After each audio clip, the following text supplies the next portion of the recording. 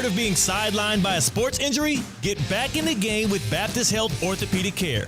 Whether you're a professional athlete or even a weekend warrior, you can get back to doing what you love with our compassionate orthopedic team.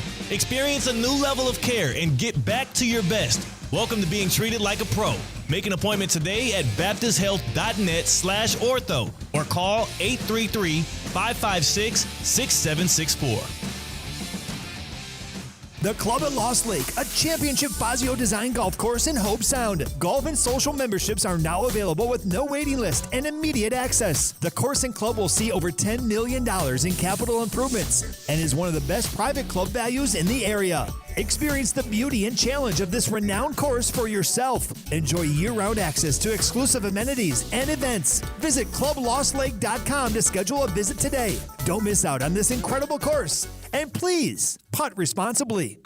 The roar of the engines, the heat of battle, the thrill of NASCAR is back at Homestead Miami Speedway. March 21st through the 23rd, 3 days of non-stop, heart-pounding action as the stars of NASCAR take on South Florida's most intense mile-and-a-half track. Make sure to tune in to Theoretically Speaking and Russo and Rizzo because we are giving away tickets. If you don't win, make sure to get your tickets at HomesteadMiamiSpeedway.com.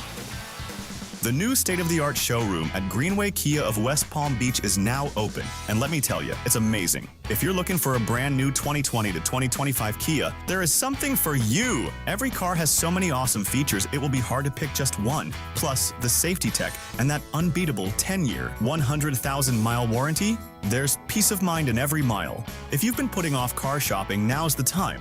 Don't wait any longer. Get down to Greenway Kia of West Palm Beach, trade keys, and drive home a new Kia today. So, which one will you choose? See my friend Lonnie Mister at Greenway Kia of West Palm Beach and find out why there are more Kias on the road every day. Call 800-NEW-KIAS or Lonnie at 561-433-1511 and check us out online at greenwaykiawestpalmbeach.com. Greenway Kia of West Palm Beach, where your new Kia is waiting for you. We want to see ya in a Greenway Kia. Warranty is a limited powertrain warranty. See kia.com or retailer for details. Calling all sports fans, grab your MVP card and head to Duffy's where you can catch all of the action. Not an MVP? Sign up for free and start earning rewards today. Duffy's is voted the best sports grill year after year with their award-winning burgers and wings. Don't forget about Duffy's famous 2-for-1 drinks all day, every day. And with over 80 TVs in every location, you'll never miss a minute of the game. Visit Duffy'sMVP.com to learn more. Duffy's, our game is always on. Anna Jar and Levine. Call 1-800-747-FREE. That's 1-800-747-3733. ESPN 1063. WUUB Jupiter, a Good Karma Brands radio station. While some shows embrace debate, here we embrace the... Oh, man. Hey. Oh, yeah. Hey. It's going to be one of those days. Man, you corny. Live from the Anajar and Levine Accident Attorney Studios. The man your man could smell. Theo Dorsey is Theoretically Speaking. But are you a different animal and the same beast? Streaming live on YouTube. You're gonna break up with me because of what I do on the radio? Here's Theo Dorsey. Good people. It's Friday, baby. Friday, March 7th. Feeling good, man. It's a feel-good Friday. Despite all the animosity in the air, the atmosphere is filled up with angst. There's a lot of beef heating up, beef stew. I can use a good, big, hearty dinner tonight, too. C-Cat's on the other side of the glass on the ones and twos. I'm kind of hungry. Let's talk about beef and everything in and around the world of basketball. I'm kind of hungry, C-Cat, so I'll try to refer to it as something other than beef. How about just a little hate? A little good old-fashioned hate. Sounds good to me. Yeah.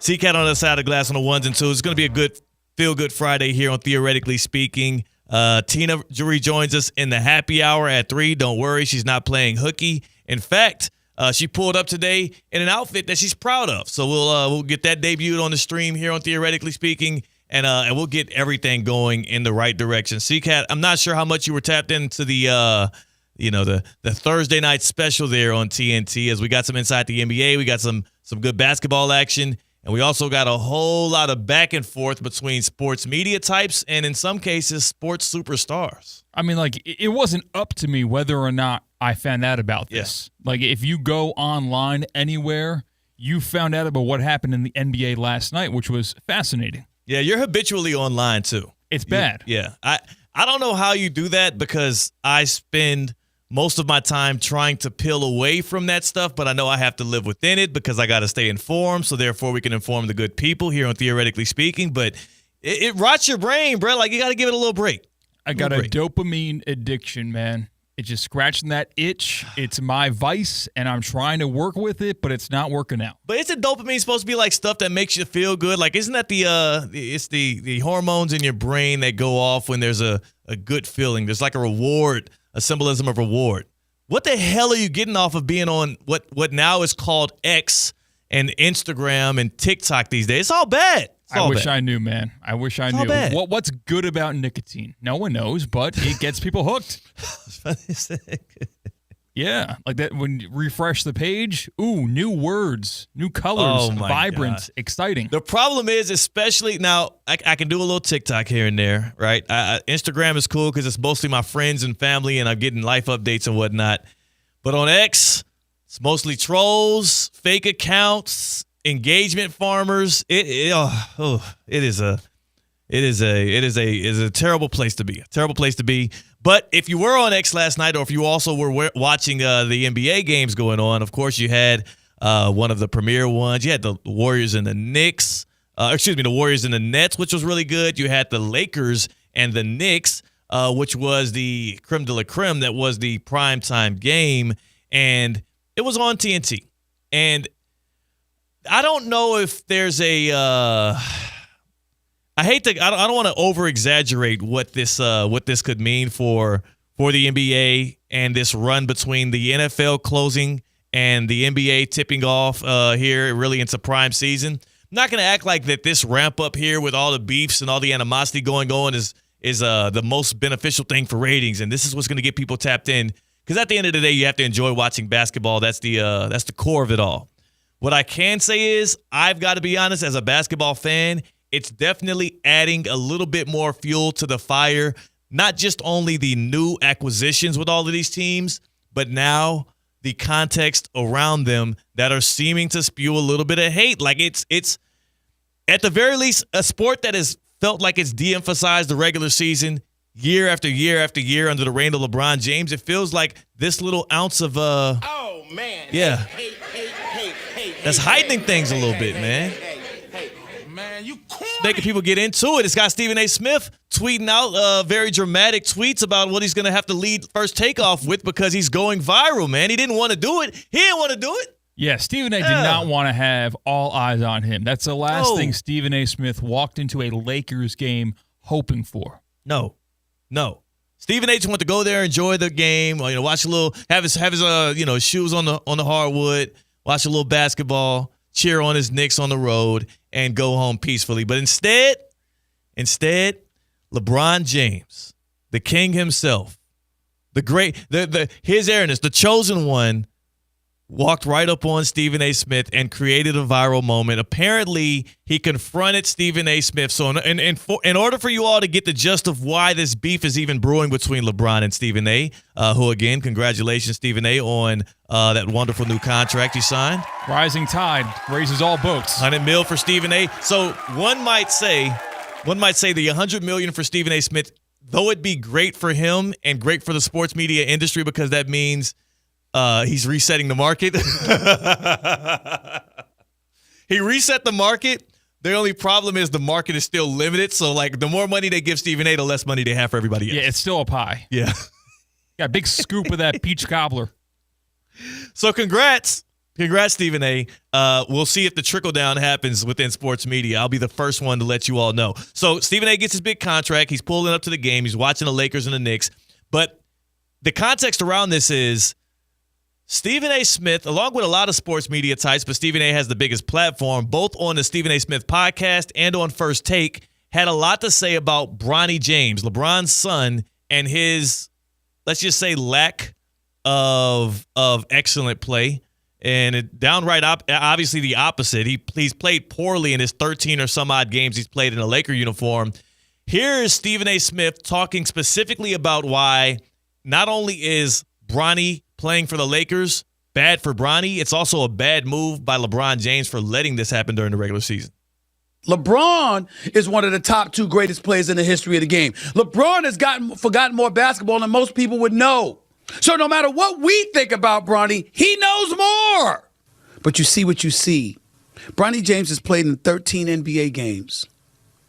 Ladies and gentlemen, he's averaging 0.3 points, 0.3 assists, and 0.4 rebounds. Thank you, Stephen A. We could have Googled it. We know he's not that good. We know he's not been performing well. We know he's a G League player that is being able to play up on the bigger team right now. But he walked us through that, and to add insult to injury, as he was doing that on his podcast, he had the Bronny highlights from, I believe, the Pistons game where he got in like the first quarter and nothing went well. He had that kind of playing in the background. So it was kind of like Stephen A. dunking on Bronny James.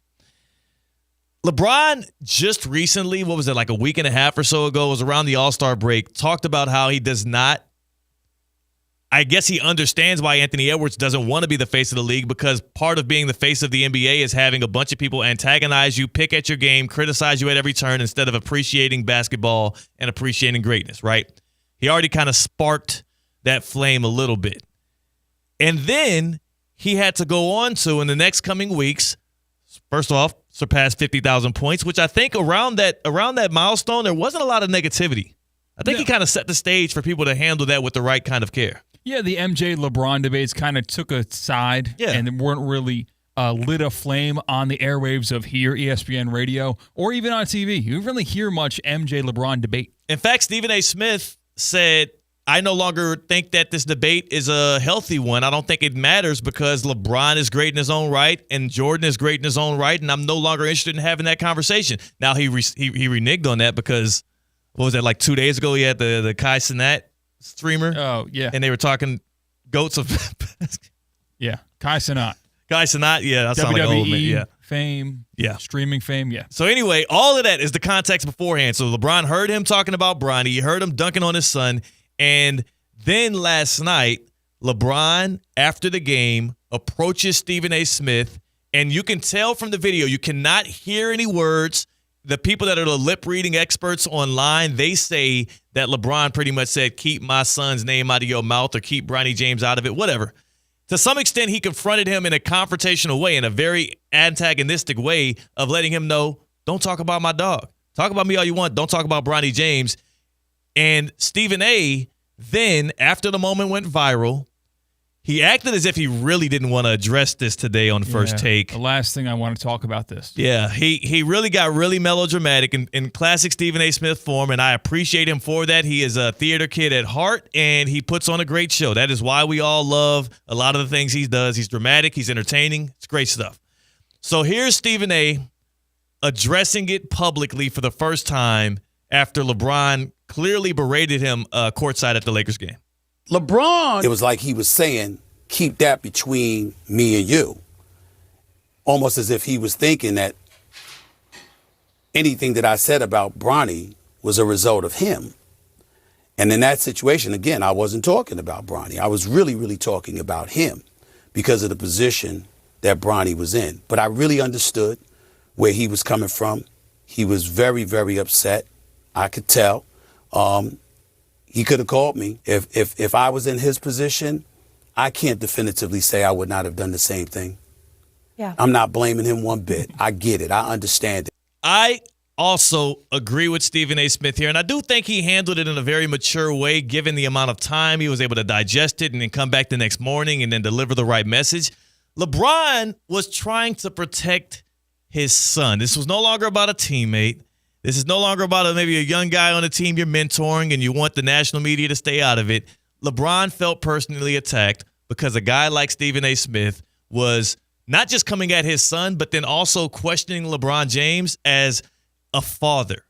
And if there's anything we know about LeBron, given his backstory and given how much he also promotes how great of a father he is and how much he is in the lives of all of his kids, I feel like that might have been the triggering point that made LeBron actually bark back at Stephen A., right? Like, I think it had less to do with him criticizing Bronny James. Everybody and their mama been saying that Bronny shouldn't be in a Lakers uniform. He should be playing in the G League. Stephen A. wasn't the first one to do that. What Stephen A. did on his podcast there in the clip we just played earlier was he questioned whether or not, or actually didn't question, he called into question the decision-making of LeBron by putting his son on this platform, putting him in a Lakers jersey, and allowing him to play in 13 regular season games. Like, that probably ticked off LeBron just as much as the other stuff. But isn't that the exact opposite of what we're discussing? Like, LeBron went to Stephen A. said, keep Bronny out of this. Yeah. If you're saying what ticked LeBron off was Stephen A. saying, LeBron, you're smarter than this. Why are you doing this to your son? Yeah. Like that's calling out Bron, not Bronny. But think about what he's calling out there. He's not calling out Bron, the basketball player. He's calling out Bron, the father. And when you question somebody's ability to parent their kids, they might, when LeBron said keep Bronny out of it, what he really was saying was keep my father-son relationship and the direction in which I'm telling my son to go out of it. Because, again, LeBron has to understand this. Bronny's an NBA player now. You did that. Bronny has a 4-year guaranteed contract as a late second-round pick, and he wouldn't have been in the NBA this early or playing minutes for a franchise that is coming.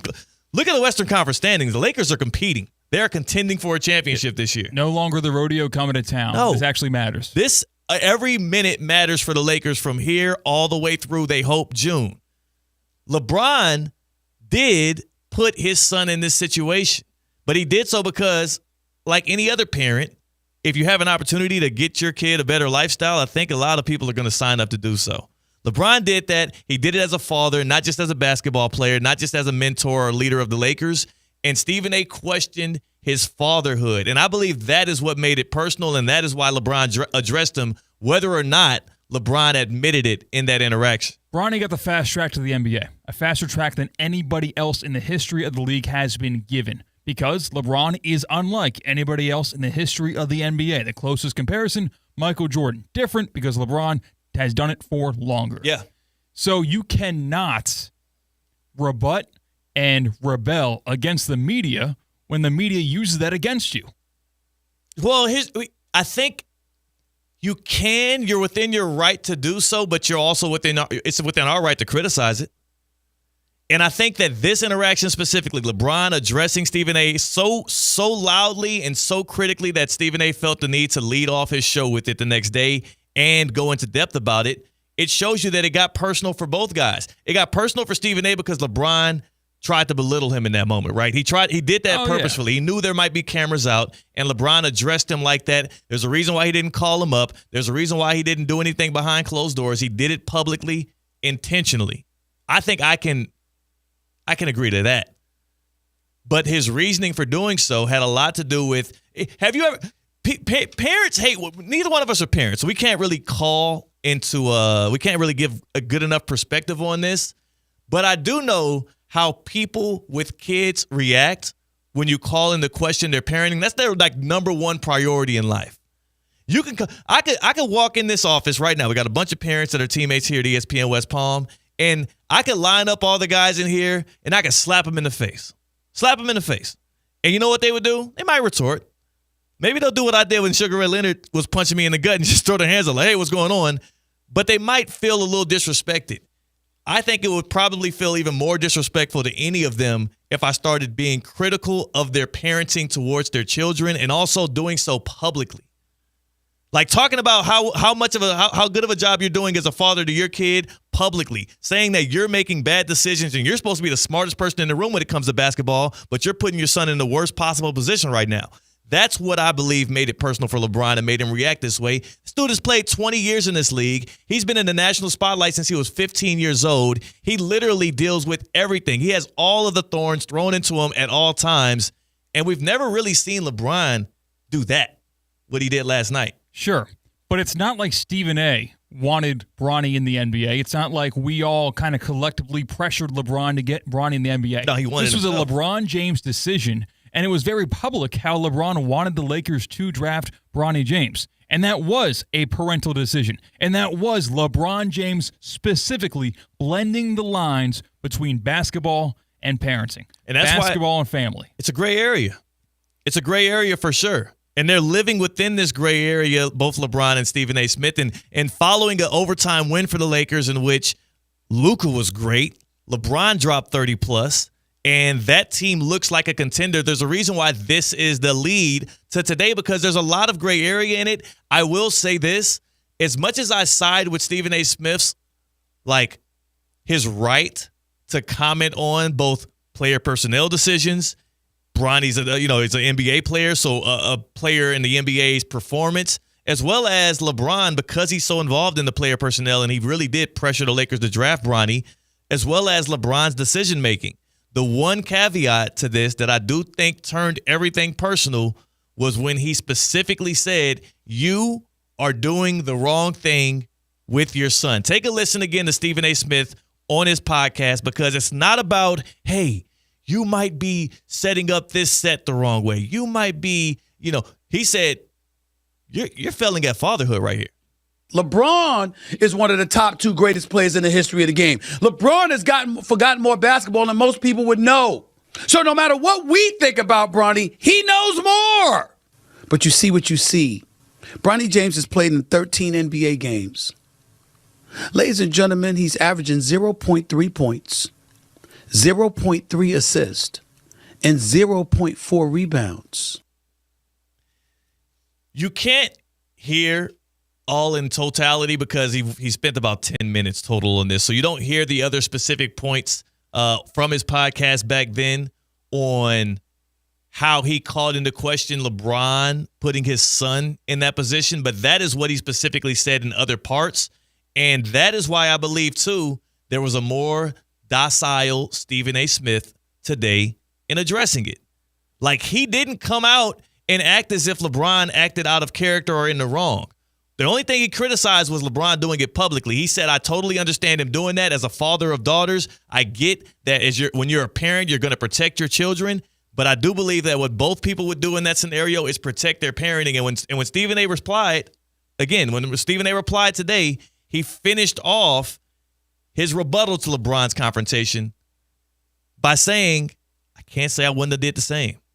If Stephen A. is saying he might have done the same thing that LeBron James did, then damn it, I think LeBron might have been in the right.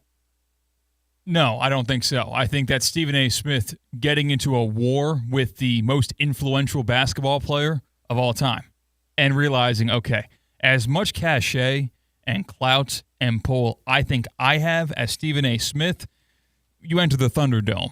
You're going against LeBron James. You got to lay down your weapons and make a peace deal. You know who would hate to hear you say that? Who? Kevin Durant. Because remember when KD and Stephen A. got into a beef, Stephen A. came on that set the next day and he was kicked up, feet on the table, come and see me. You don't want to pick this fight with me. I'm the man. Do you remember that? I guess so. This was post, I can't remember what year it was. I can't even remember what the conflict sparked from, but this was post KD's move from OKC to Golden State. I want to say around 2017 or so, 2018. And they got into a war of words, and there was zero back down from Stephen A. Zero. Didn't give a damn. And you're saying he has to show that kind of reverence to LeBron James. Yes. Now, again, of course, there's a chasm between LeBron and KD, but KD probably don't want to think it's that big. He don't want to think it's that big. If we played that clip, we'll find it in the break, and we'll play it on the other side, then hopefully we can find it. If we play that clip of how comfortable Stephen A. felt in his feud with Kevin Durant versus the clip of how concerned the highest paid man now in sports media, Stephen A. Smith, who just signed a $100 million deal to stay with ESPN and Disney, how concerned he sounded talking about LeBron James's little feud with him, then it'll all start making sense. Who is in the right here? Who is in the right? Is Stephen A. correct? Is Stephen A. correct in criticizing Bronny? And then also defending himself on the desk, or is LeBron James all within his right as a basketball player, as a father, to come to the defense of his son? A lot of people are saying LeBron was soft. It was a soft move. It was sensitive. I can't call it because you know what? I ain't got no little ones. You tell me. 888-760-3776. 888-760-3776. Who you siding with in the Stephen A. versus LeBron James feud? It might even pale in comparison to the Chuck versus Perk thing we got going on, because that sounded like they're ready to come to blows. That sounded like it's The gloves are coming off in that one. Whenever you hashtagging Texas boy talking about it's on site when you Kendrick Perkins as a professional, first of all, you might want to tone that down. Secondly, that one got a little personal. 888-760-3776. 888-760-3776. In the world of basketball beefs, who you siding with Stephen A. Smith and LeBron James? I'm low-key going to side with LeBron. He's protecting his son. Don't question my fatherhood. Are you experiencing foot and ankle pain and need to see an expert in the field? Baptist Health Orthopedic Care has a team of foot and ankle orthopedic surgeons and specialists who are regarded as leaders in their specialty. Visit baptisthealth.net/ortho to learn more today. Baptist Health Orthopedic Care combines its resources of experienced physicians and leading-edge treatments and technology to provide advanced orthopedic, foot and ankle, joint replacement, spine, and sports medicine care. Visit baptisthealth.net/ortho for more information today. Baptist Health Orthopedic Care has offices conveniently located in Palm Beach County through the Florida Keys. Learn more by visiting baptisthealth.net/ortho. A happy Friday to you, Brandon. Happy Friday to one and all here listening on Theoretically Speaking, whether you're viewing us on the YouTube stream at ESPN West Palm or on Twitter at ESPN West Palm as well, or maybe you told your smart speaker to play ESPN 106.3. We appreciate you tapping in. And hit us up on that Baptist Health hotline who you're siding with in the basketball feud. The beef that's a brewing with LeBron and Stephen A. Smith. 888-760-3776. I actually had a buddy of mine call me this morning as I was getting some things done, getting my errands around the house going and whatnot, preparing to leave. Called me and was like, hey, man, I want to know what you thought about, what's going on with Bron and Stephen A. What's going on with you media types and these superstars in the league?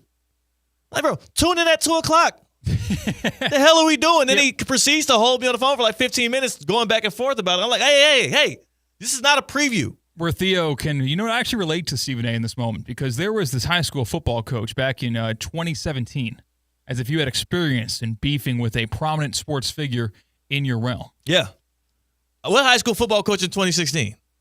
No, I was joking as a hypothetical scenario. How this is how you relate to it, how media types relate to this situation.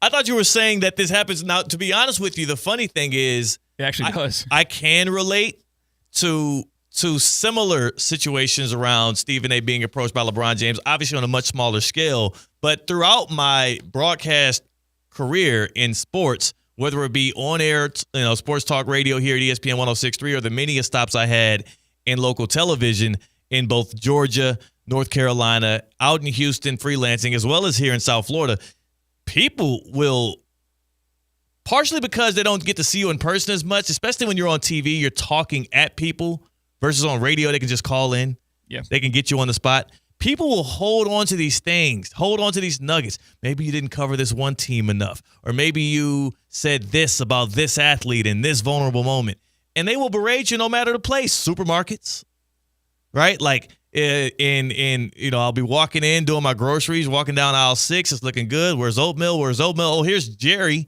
from Port St. Lucie who's ready to punch me in the face over something that happened on TV 2 years ago. They hold on to it. It happens all the time. And again, I don't even. To me, it's good because at least people care and they're watching and they have an opinion on it. But yeah, sometimes can it be a little exhausting? Like, I know my wife Ashley hates when people do it when I'm with her. See, I will never be able to recognize people I actually know when they're not doing their thing of what I know them for.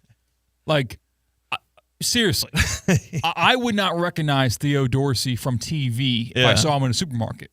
I wouldn't remember, like, very famous people, right, if they were in the supermarket, unless they were very specific to me. I am the worst at that. Huh. How do you know you're the worst at that, though? Have you confronted this before? Like, have you been walking and you saw Leonardo DiCaprio and you're like, I'm not sure that's him. And later you found out. I see people take pictures with either media types or semi-celebrities or real celebrities when they're not in their element, where they're not on set at a show, or they're just doing their thing at a normal, mundane errand that they're running. And I see the picture of the citizen, the individual, and the actual celebrity. And it's like, how did you recognize him? He's wearing sunglasses and a hoodie. Yeah, there are some people that have a little bit more of an astute eye to that. You're right about that. And I'm sure, especially here in Palm Beach County and in South Florida, we probably walk by and walk past celebrities all the time. I mean, I'll never forget the day that I walked right past the owner of the Dolphins, Stephen Ross, and did not realize it until I started to see like a group of people around him. And I'm like, he's starting to look a little important. And I asked somebody like, Stephen Ross, he owns Related Group. He's always around here. The only person in the wild that I saw as a celebrity and recognized it and felt smart because I recognized it for the people that were around me. Was me? Was Chance the Rapper. When he was at the NBC Sports Grill at Universal, I saw his hat. So random. He wore like the number 3 hat. And I was like, oh, I actually know that reference. He was pushing a stroller, and I went to go follow him upstairs, as you would normally. Oh, my God. And I got confronted at the top of the stairs. It's like, where are you with going? like a security guard or something? Yeah. Oh, so you ran up to get a pic? Not to get a pic, just to look, to gaze. Oh, my gosh. I had so in college, I had a crazy night out with Chance the Rapper that lasted until like the wee hours of the morning randomly. Not to brag. Randomly. Well, it wasn't my doing. It was one of my buddies that was hooked up with him, plugged in with him, and it wasn't like that's my guy. He would not recognize me today. But I will say he has such a unique face. Like, Chance the Rapper, he kind of has like a really big face. His face is really big. And he's got the facial hair, too. Like the facial mustache, hair, like, yeah. kind of looks, yeah. His face kind of comes out at you. It jumps out at you like he's on TV screen, even in person. So I think Chance is one of those guys that he looks unique enough and that I can see you recognize him in public. But that's an easy one. That's NBA players are easy ones, too, because they're like 6'8". That's true. You must be someone important. Yeah. I must, yeah. Rappers are generally easy as well because, not Chance the Rapper in specific, but other rappers, because a lot of times they'll be wearing a lot of jewelry. They'll be wearing very expensive stuff, and then they'll have people around them, and you're like, I know that's a rapper, I just don't know which one. Have you ever seen the guy who's might be on TikTok or Instagram who like approaches and accosts very famous either actors or celebrities? Like, what do you do for a living? Like, almost half jokingly, because the guy behind the camera obviously knows what Adam Sandler does for a living. I don't understand how he's getting these people. Like, do they walk on the street all the time? And are they that public access? I have to assume they're in LA. I have to assume they're in LA. Guess so. Or you know what? Maybe they do these things at events and they just record a bunch of. I don't know. I've also had that same question because the problem is, like, how do you keep catching them coming out of their cars? True. Like, what? How? First of all, usually aren't they valeting most places they go? Yeah. And also, why are they driving? I'm jealous of people that get to play basketball with Adam Sandler. That's a golden opportunity because he does that with just everyday people. Yeah. He goes to the courts and just plays pickup basketball. Just random, like, and just randomly are kicking it with Adam Sandler now, and he's got to be funny. He's pretty good at basketball. And he's very recognizable. Yeah. He has the look, like the baggy basketball shorts and the baggy clothes, and his face is recognizable, and he is very famous. Yeah. How is he able to go incognito mode? They recognize who he is, and there isn't a mass crowd around him to where it's inconvenient to still do that. I think people chill. Like, the more you're around, the more real you are, the more integrated you are. People will chill. You don't want to mess up a good thing on you. Yeah, but like that's kind of how it is out here. You think about it. Like, Tiger Woods goes to all of his kids' games and events. Nobody bothers him that much. Nobody bothers Tiger Woods, and that's what makes it a safe space for him. You think about even just in general out here. Like, you have celebrities and you know highfalutin people walking around and kicking it all the time. Nobody's going to bother these people, and that's what makes them feel good about it. I'm jealous of the one time Jimmy Butler went to a bar and just started singing karaoke with folks. Ooh. Super duper plastered. I want an experience like that. I have a similar experience where I missed out on it when the Jonas Brothers were getting back together. They were broken up for a long time. The three brothers that last name Jonas were Disney stars. Nick, Joe, and Kevin. Wow. So they are friends with a bar that's at Penn State. They're friends with the owner of this bar called Champs. And there were rumors about them showing up. They posted something on social media about how they love Champs. And this is when the rumors were circling that they might be getting back together. And people somehow pinned down that Thursday night.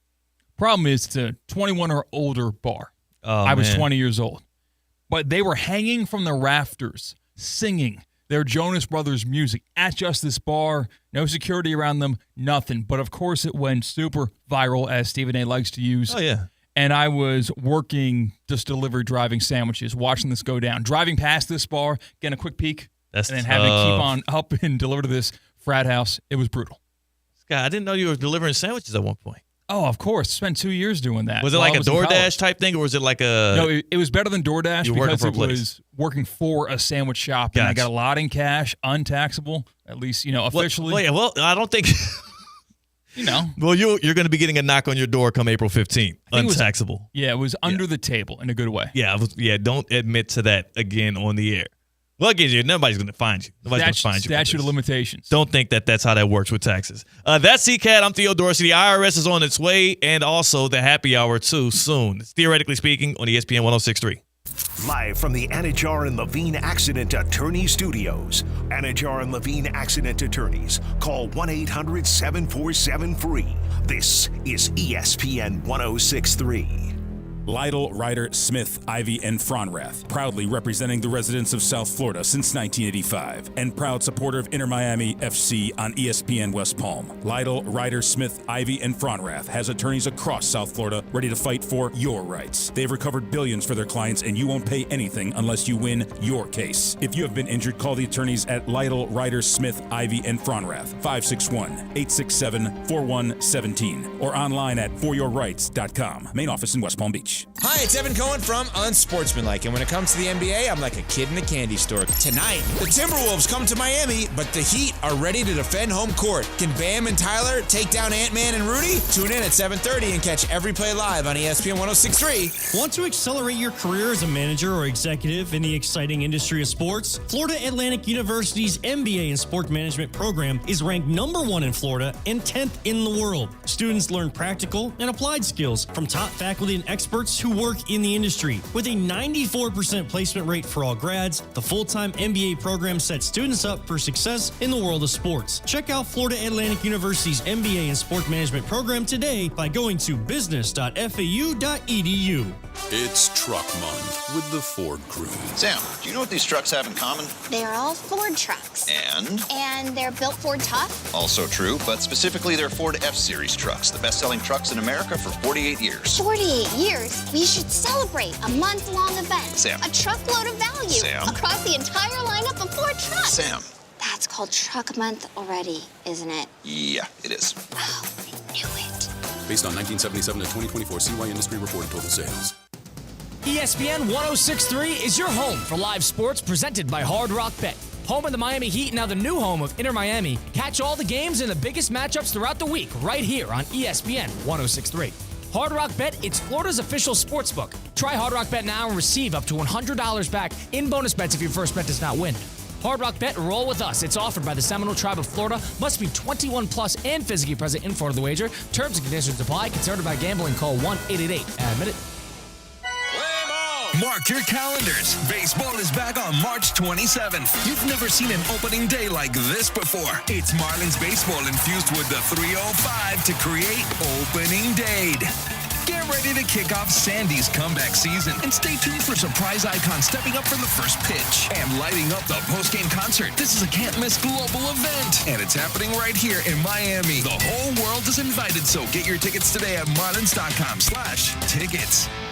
District Fit is back Saturday, March 15th at City Place in Hilton, West Palm Beach. A full day of free fitness and donation-based programming benefiting Love Serving Autism. Get moving during classes led by elite instructors with Lululemon, Equinox, Movement West Palm Beach, 1401 Athletics, and more. Then explore Recovery Row and learn ways to recover properly with brands including Pura Vida, Sweetgreen, Anushka Spa, ESPN West Palm, and True Food Kitchen. District Fit, WPB.com to learn more. Hey, this is Evan Cohen. Listen to Unsportsmanlike weekdays, 6 a.m. here on ESPN 106.3. Theo Dorsey, who does Theoretically Speaking down at West Palm, weighed in on the bacon, egg, and cheese debate, and he said y'all don't know what y'all missing when it comes to jelly on the bacon, egg, and cheese. Don't knock it till you try it. Introducing the bold, the powerful, the all-new 2025 Range Rover Sport P360 SE, a luxury SUV that commands attention with its refined design, dynamic performance, and cutting-edge technology. Lease the 2025 Range Rover Sport for just $12.99 per month for 36 months. Drive in style, power, and comfort, all for just $12.99 a month. Visit Land Rover Palm Beach today and take the new Range Rover Sport for a spin. Terms and conditions apply. See dealer for details. Experience the thrill of Formula One in Miami from May 2nd through the 4th. For the first time, one-day grandstand tickets are available starting at just $65. It offers all the flexibility you need for your schedule. You want the best value for your weekend? Grab a 3-day grandstand ticket and catch every moment of the on-track action all weekend long. Choose your vantage point all over the track with the breathtaking views of all the action. Visit F1MiamiGP.com to explore grandstand options and secure a spot at the 2025 Formula One Crypto.com Miami Grand Prix. The race, that's an experience.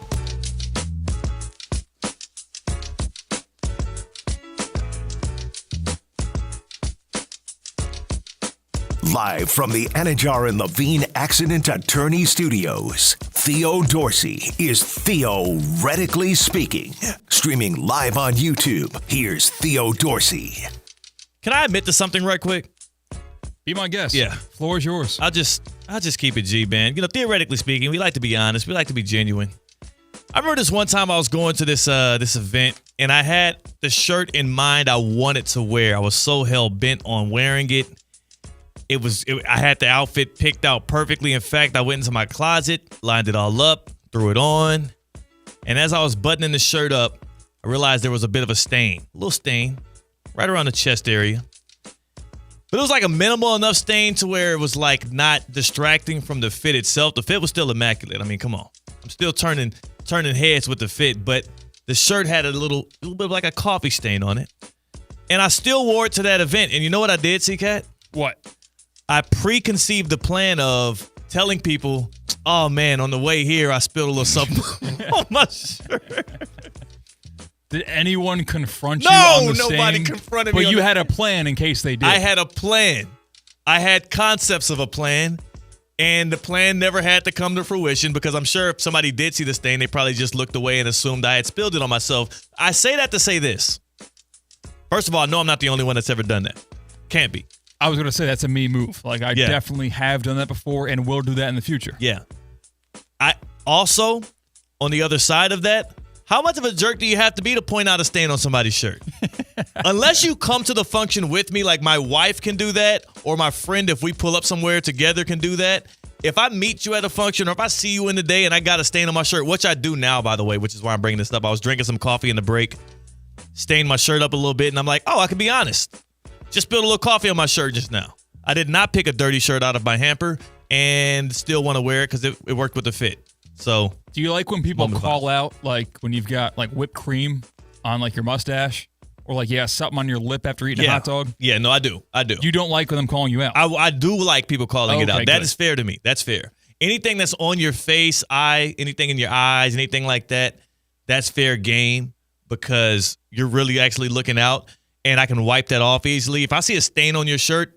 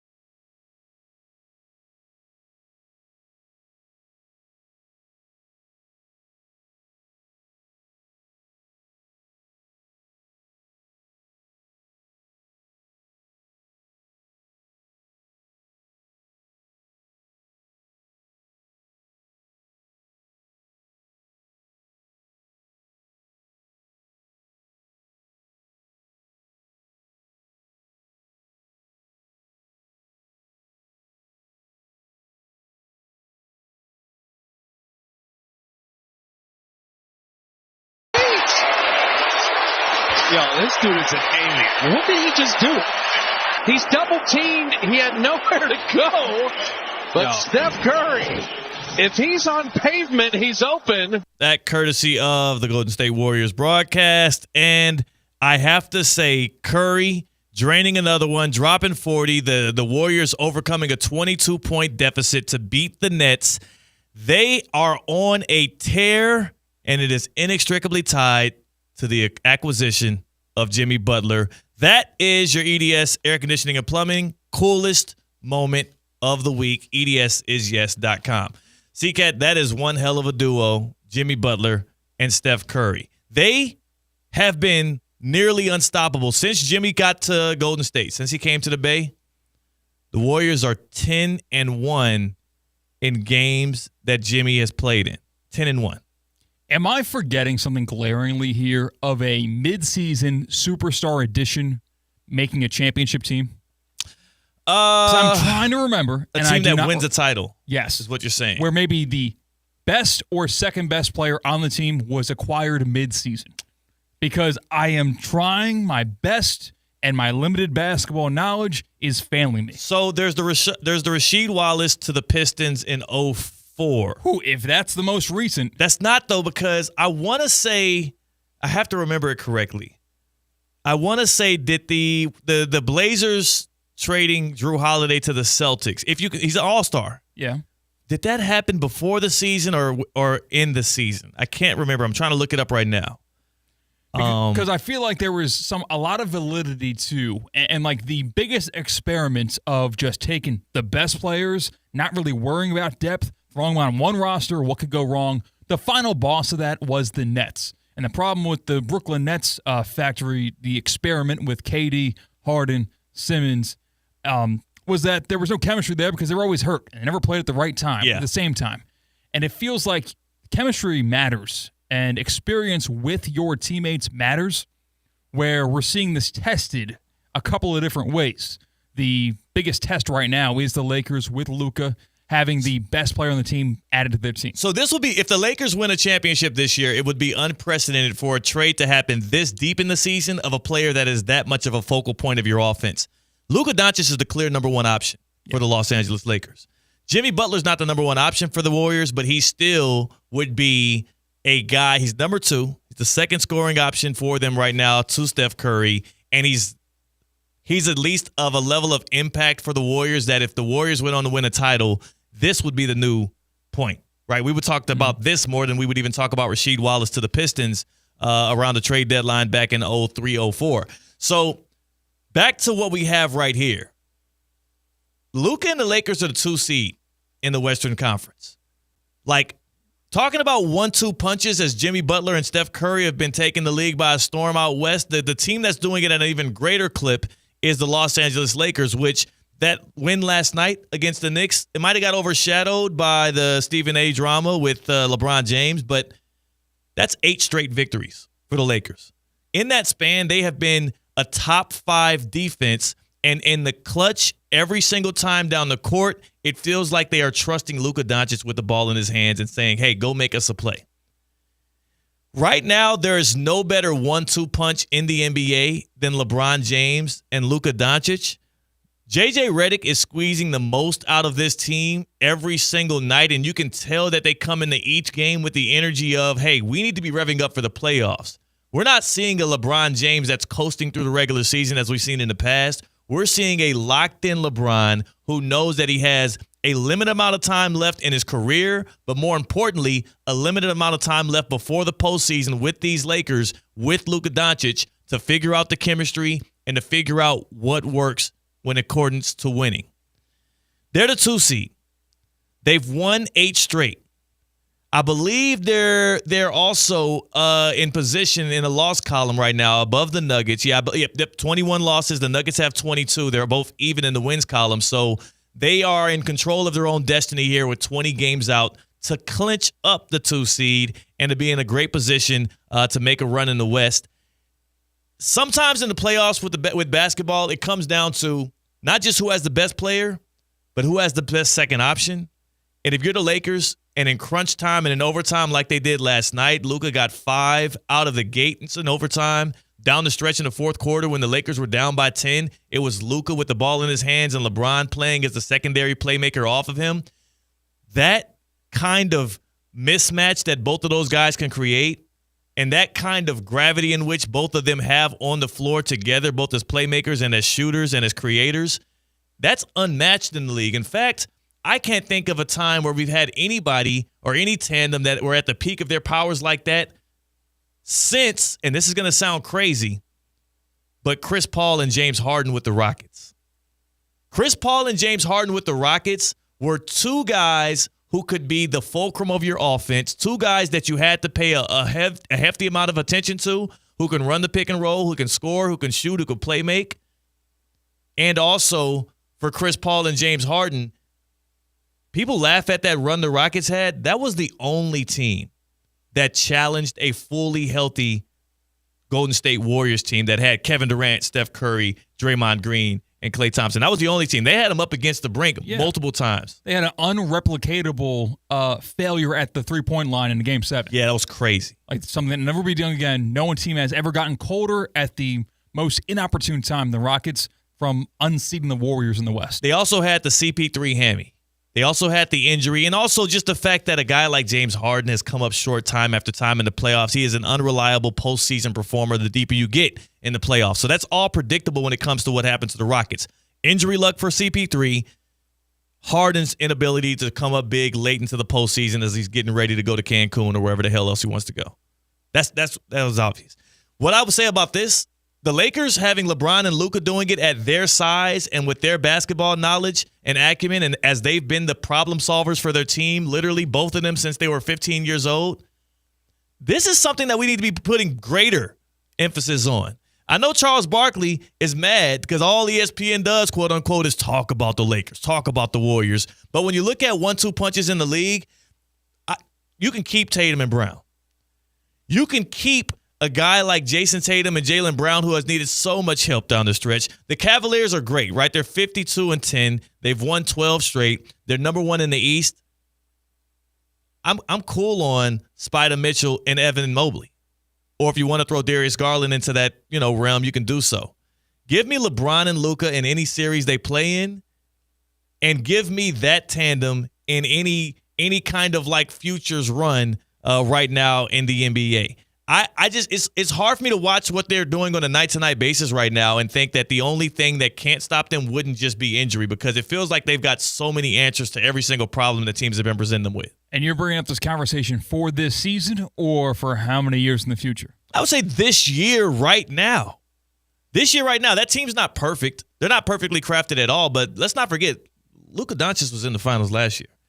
And the Mavericks had a much better team around him, but he didn't have a second option the level of LeBron James and a guy like Kyrie Irving. He's not. As good as Kyrie was this year and was last year, he's not as consistent and as basketball smart as LeBron James is. And they're getting a long ramp-up period, a longer ramp-up period than you would need when you have two geniuses on the court like that to learn each other and figure out how they can best communicate and create advantages on offense. The Lakers are a bigger threat than people are giving them credit for, and it's because they have the best 1-2 punch in the NBA. And second to them is not what the Celtics have. It damn sure isn't what the Knicks have, because though they have the fifth best record in the league, they're 0-9 against every team ahead of them, the Celtics, the Cavs, the Lakers, and the Thunder. The Lakers have the best 1-2 punch, and the runner-up to them, especially when it comes to who I fear in the playoffs, is the Golden State Warriors. Steph Curry and Jimmy Butler. Those are the best two dynamic duos, 1-2 punches in the league, and that's going to matter come playoff time. I don't care what the other stats are. I don't care what the net ratings are. I don't care what your total record is. When you have two guys that are hard to solve for on defense, and they're as smart and have seen so many postseason reps, like playoff Jimmy is still somewhere in there. It sure is. I also think what we're seeing right now is not the most accurate depiction of what we're going to see come playoffs. I know that might be a very lazy and casual take about the NBA, but it's a very valid criticism of how different the games are right now until we get to playoff time. And not just the quality of team, but the actual demeanor and strategy that goes into those games. Yes, and the difference is we thought the Lakers' defense would take a step back when you lose a guy like Anthony Davis and you bring in a person who's a turnstile on defense like Luka. They've actually gotten better somehow. Like, they're a top 3 defense, I believe, since Luka has gotten there, and they're doing so by getting crucial stops in big moments against good teams offensively. Karl Anthony Towns had 12 points last night, 3 for 13 from the field. He looked like a guy, again, because he can go for 30 any night, a shell of himself last night. Whereas Luka Doncic on the other side is dancing all around him, getting to any spot he wants to, getting his shot off, making them look foolish. Like, when you have that guy as the number one and you finally have LeBron James to be able to turn over the franchise and say, this guy's the future, he's the face, he's 25 years old. At 40, I can take a little bit of a break here and there, let him go off, and when he needs me, I'll just cut to the basket back door, catch a oop. Like, it's going to be tough to stop. I put my Lakers futures in already. Hard Rock Bet got my money. So nothing I can say can dissuade you now. Now you know the feet are dug into the dirt. I'm not hedging anything. I'm not. As a matter of fact, I did it a long time ago. I did it a couple of weeks ago when this first happened, and I just feel even more entrenched and stronger about it because the odds have been rolling in my favor so far. So you've got, in terms of top duos in the NBA currently, you've got Lakers at 1 with Luka and LeBron. At 2, you've got Steph Curry and Jimmy Butler. Here's 3. Can I make a case? Okay, who you got?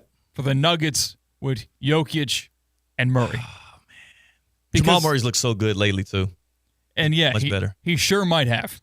Not that I'm watching the games. Yeah. But I can tell you what I do watch in the playoffs, and he just flips a switch when it comes. He just seems to always have the ball in his hands when it matters most and making those shots more often than not.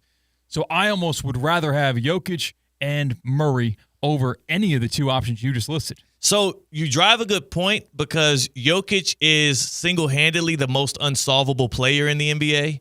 Giannis is the most dominant.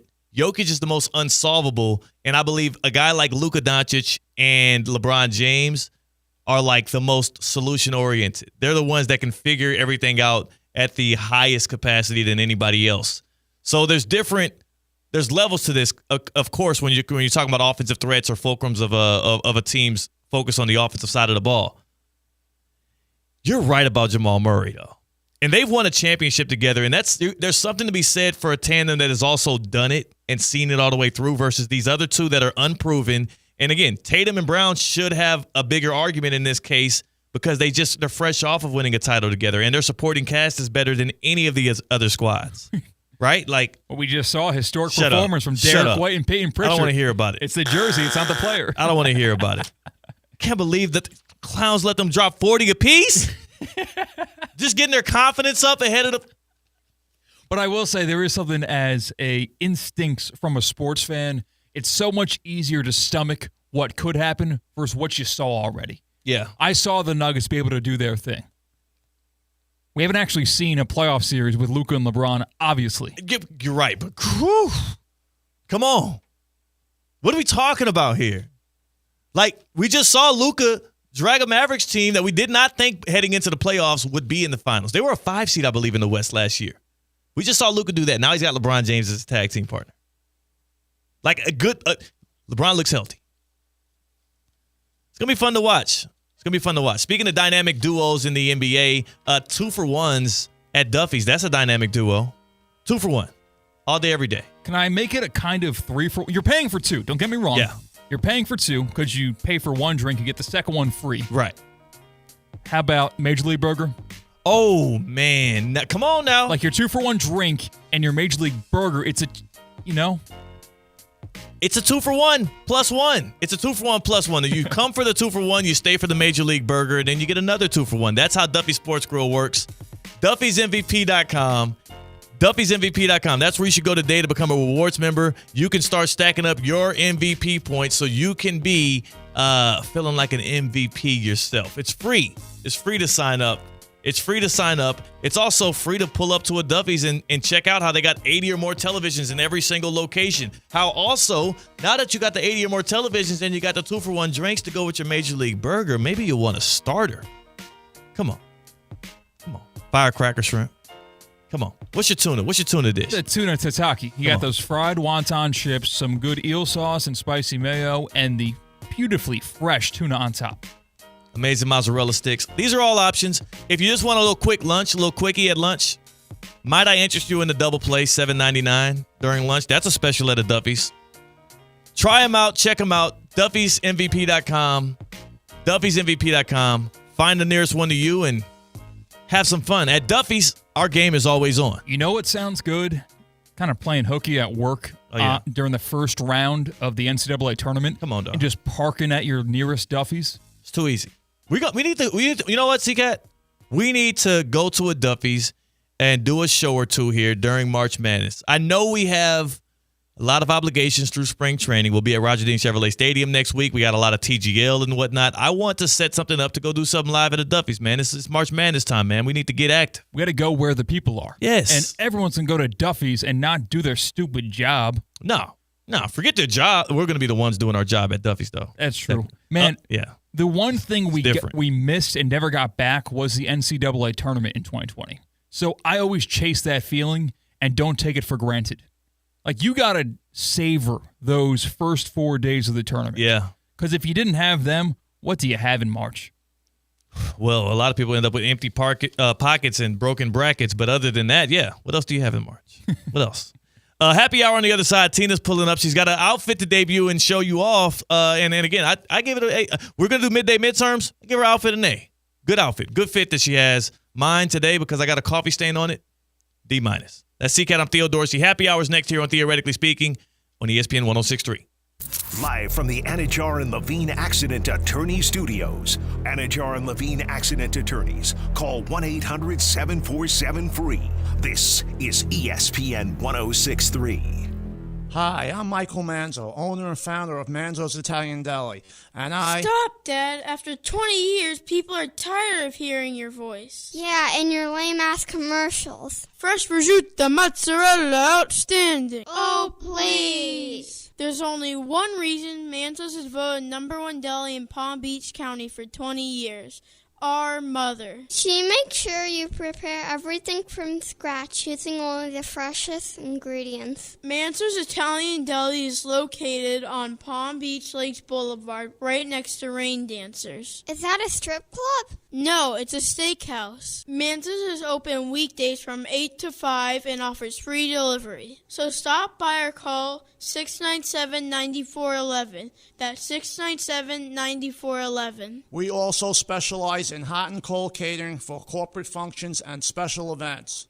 Just ask anyone who was at my last birthday party. We are proud of our parents. Want to know why? Because they work for the school district of Palm Beach County. There's lots of great jobs with paid vacation, holidays off, healthcare, and retirement. You can be in the same schedule as your kids. Come work at the school district of Palm Beach County. You'll see why it's your best choice. Join us at the Team Palm Beach Schools Job Fair. Register at palmbeachschools.org/job fair.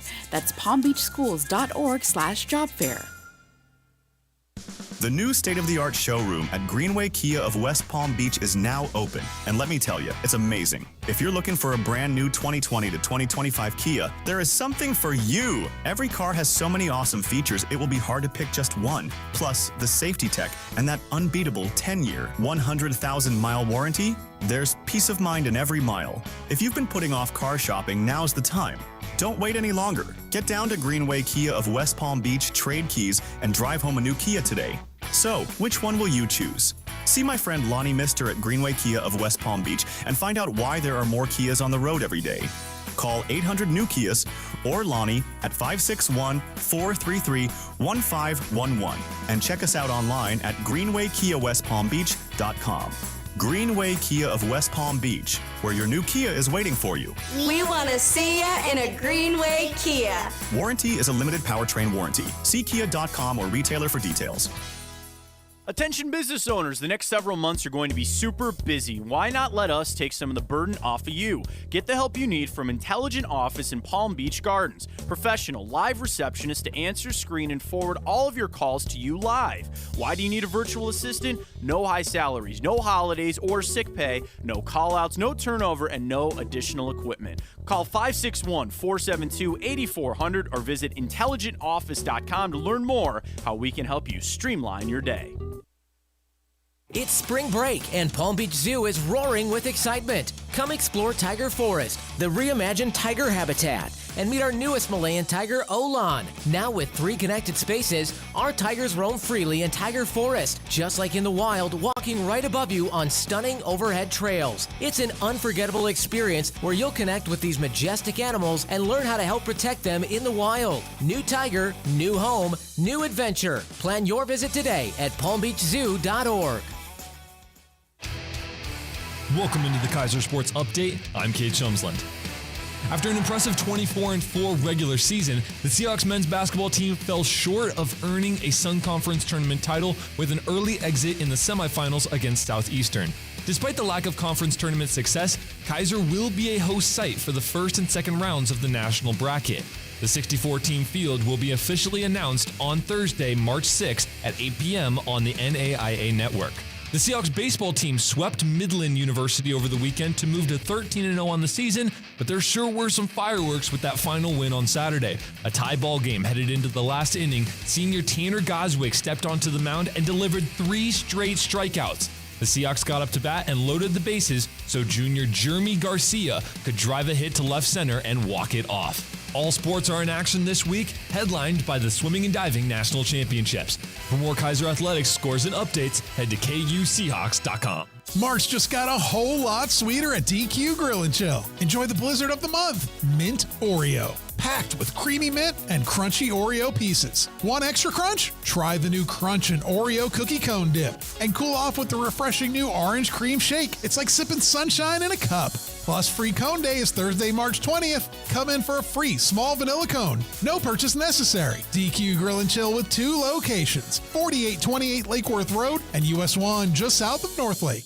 The Club at Lost Lake, a championship Fazio design golf course in Hope Sound. Golf and social memberships are now available with no waiting list and immediate access. The course and club will see over $10 million in capital improvements and is one of the best private club values in the area. Experience the beauty and challenge of this renowned course for yourself. Enjoy year-round access to exclusive amenities and events. Visit clublostlake.com to schedule a visit today. Don't miss out on this incredible course. And please, putt responsibly. Anajar and Levine. Call 1-800-747-FREE. That's 1-800-747-3733. ESPN 1063. WUUB Jupiter, a Good Karma Brands radio station.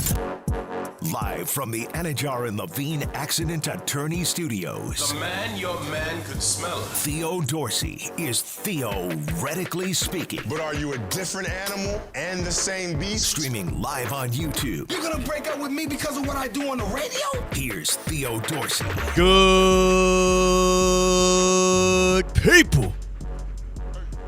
We're back on a Feel Good Friday here. Theoretically speaking, no football Friday, a Feel Good Friday. Sea Cats on the other side of the glass on the ones and the twos in the happy hour.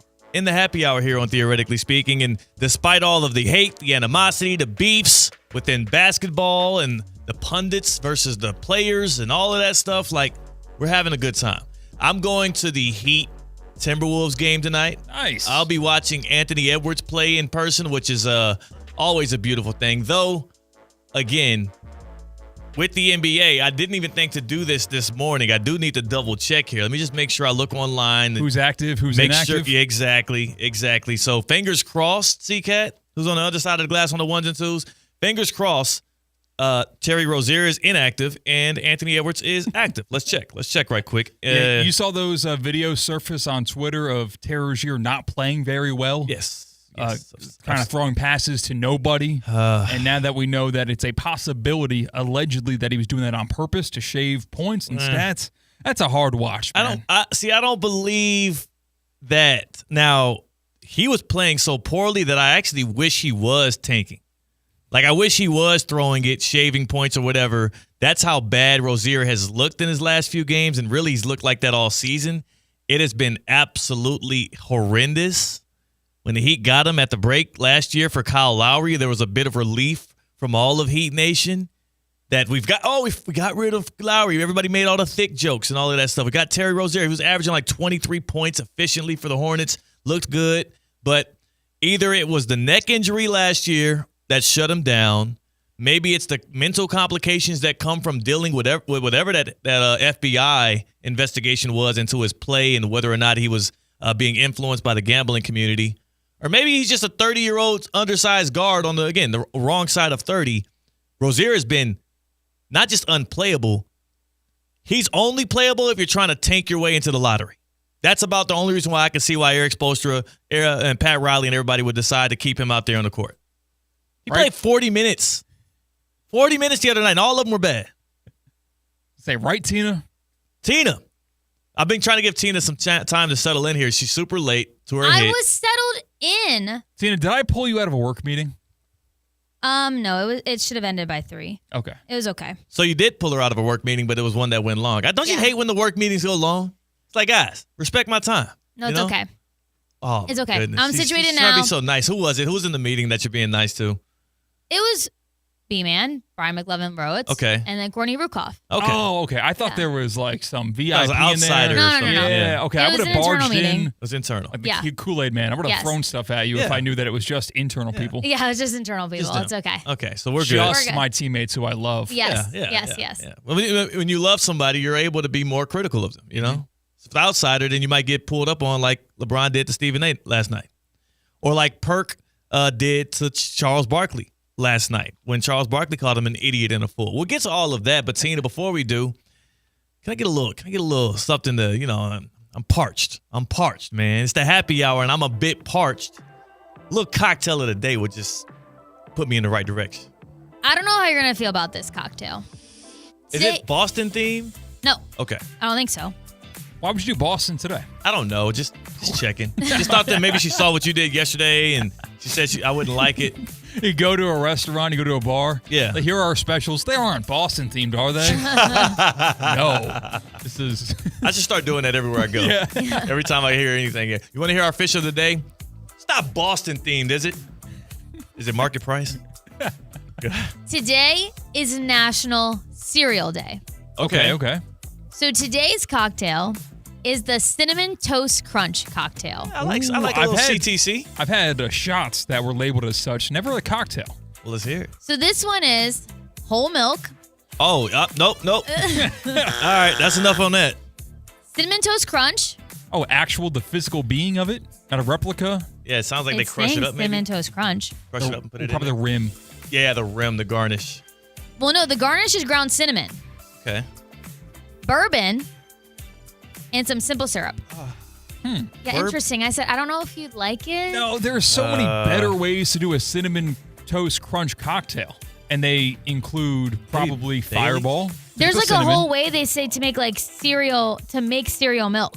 Like you use all the ingredients that I just said. Oh, you make this. to make the milk into cereal milk almost. Yes. And then, yeah. And you It use is just real milk. interesting. So, okay, Yeah, I'm not a whole milk person either. absolutely not. Do you drink whole milk, C-Cat?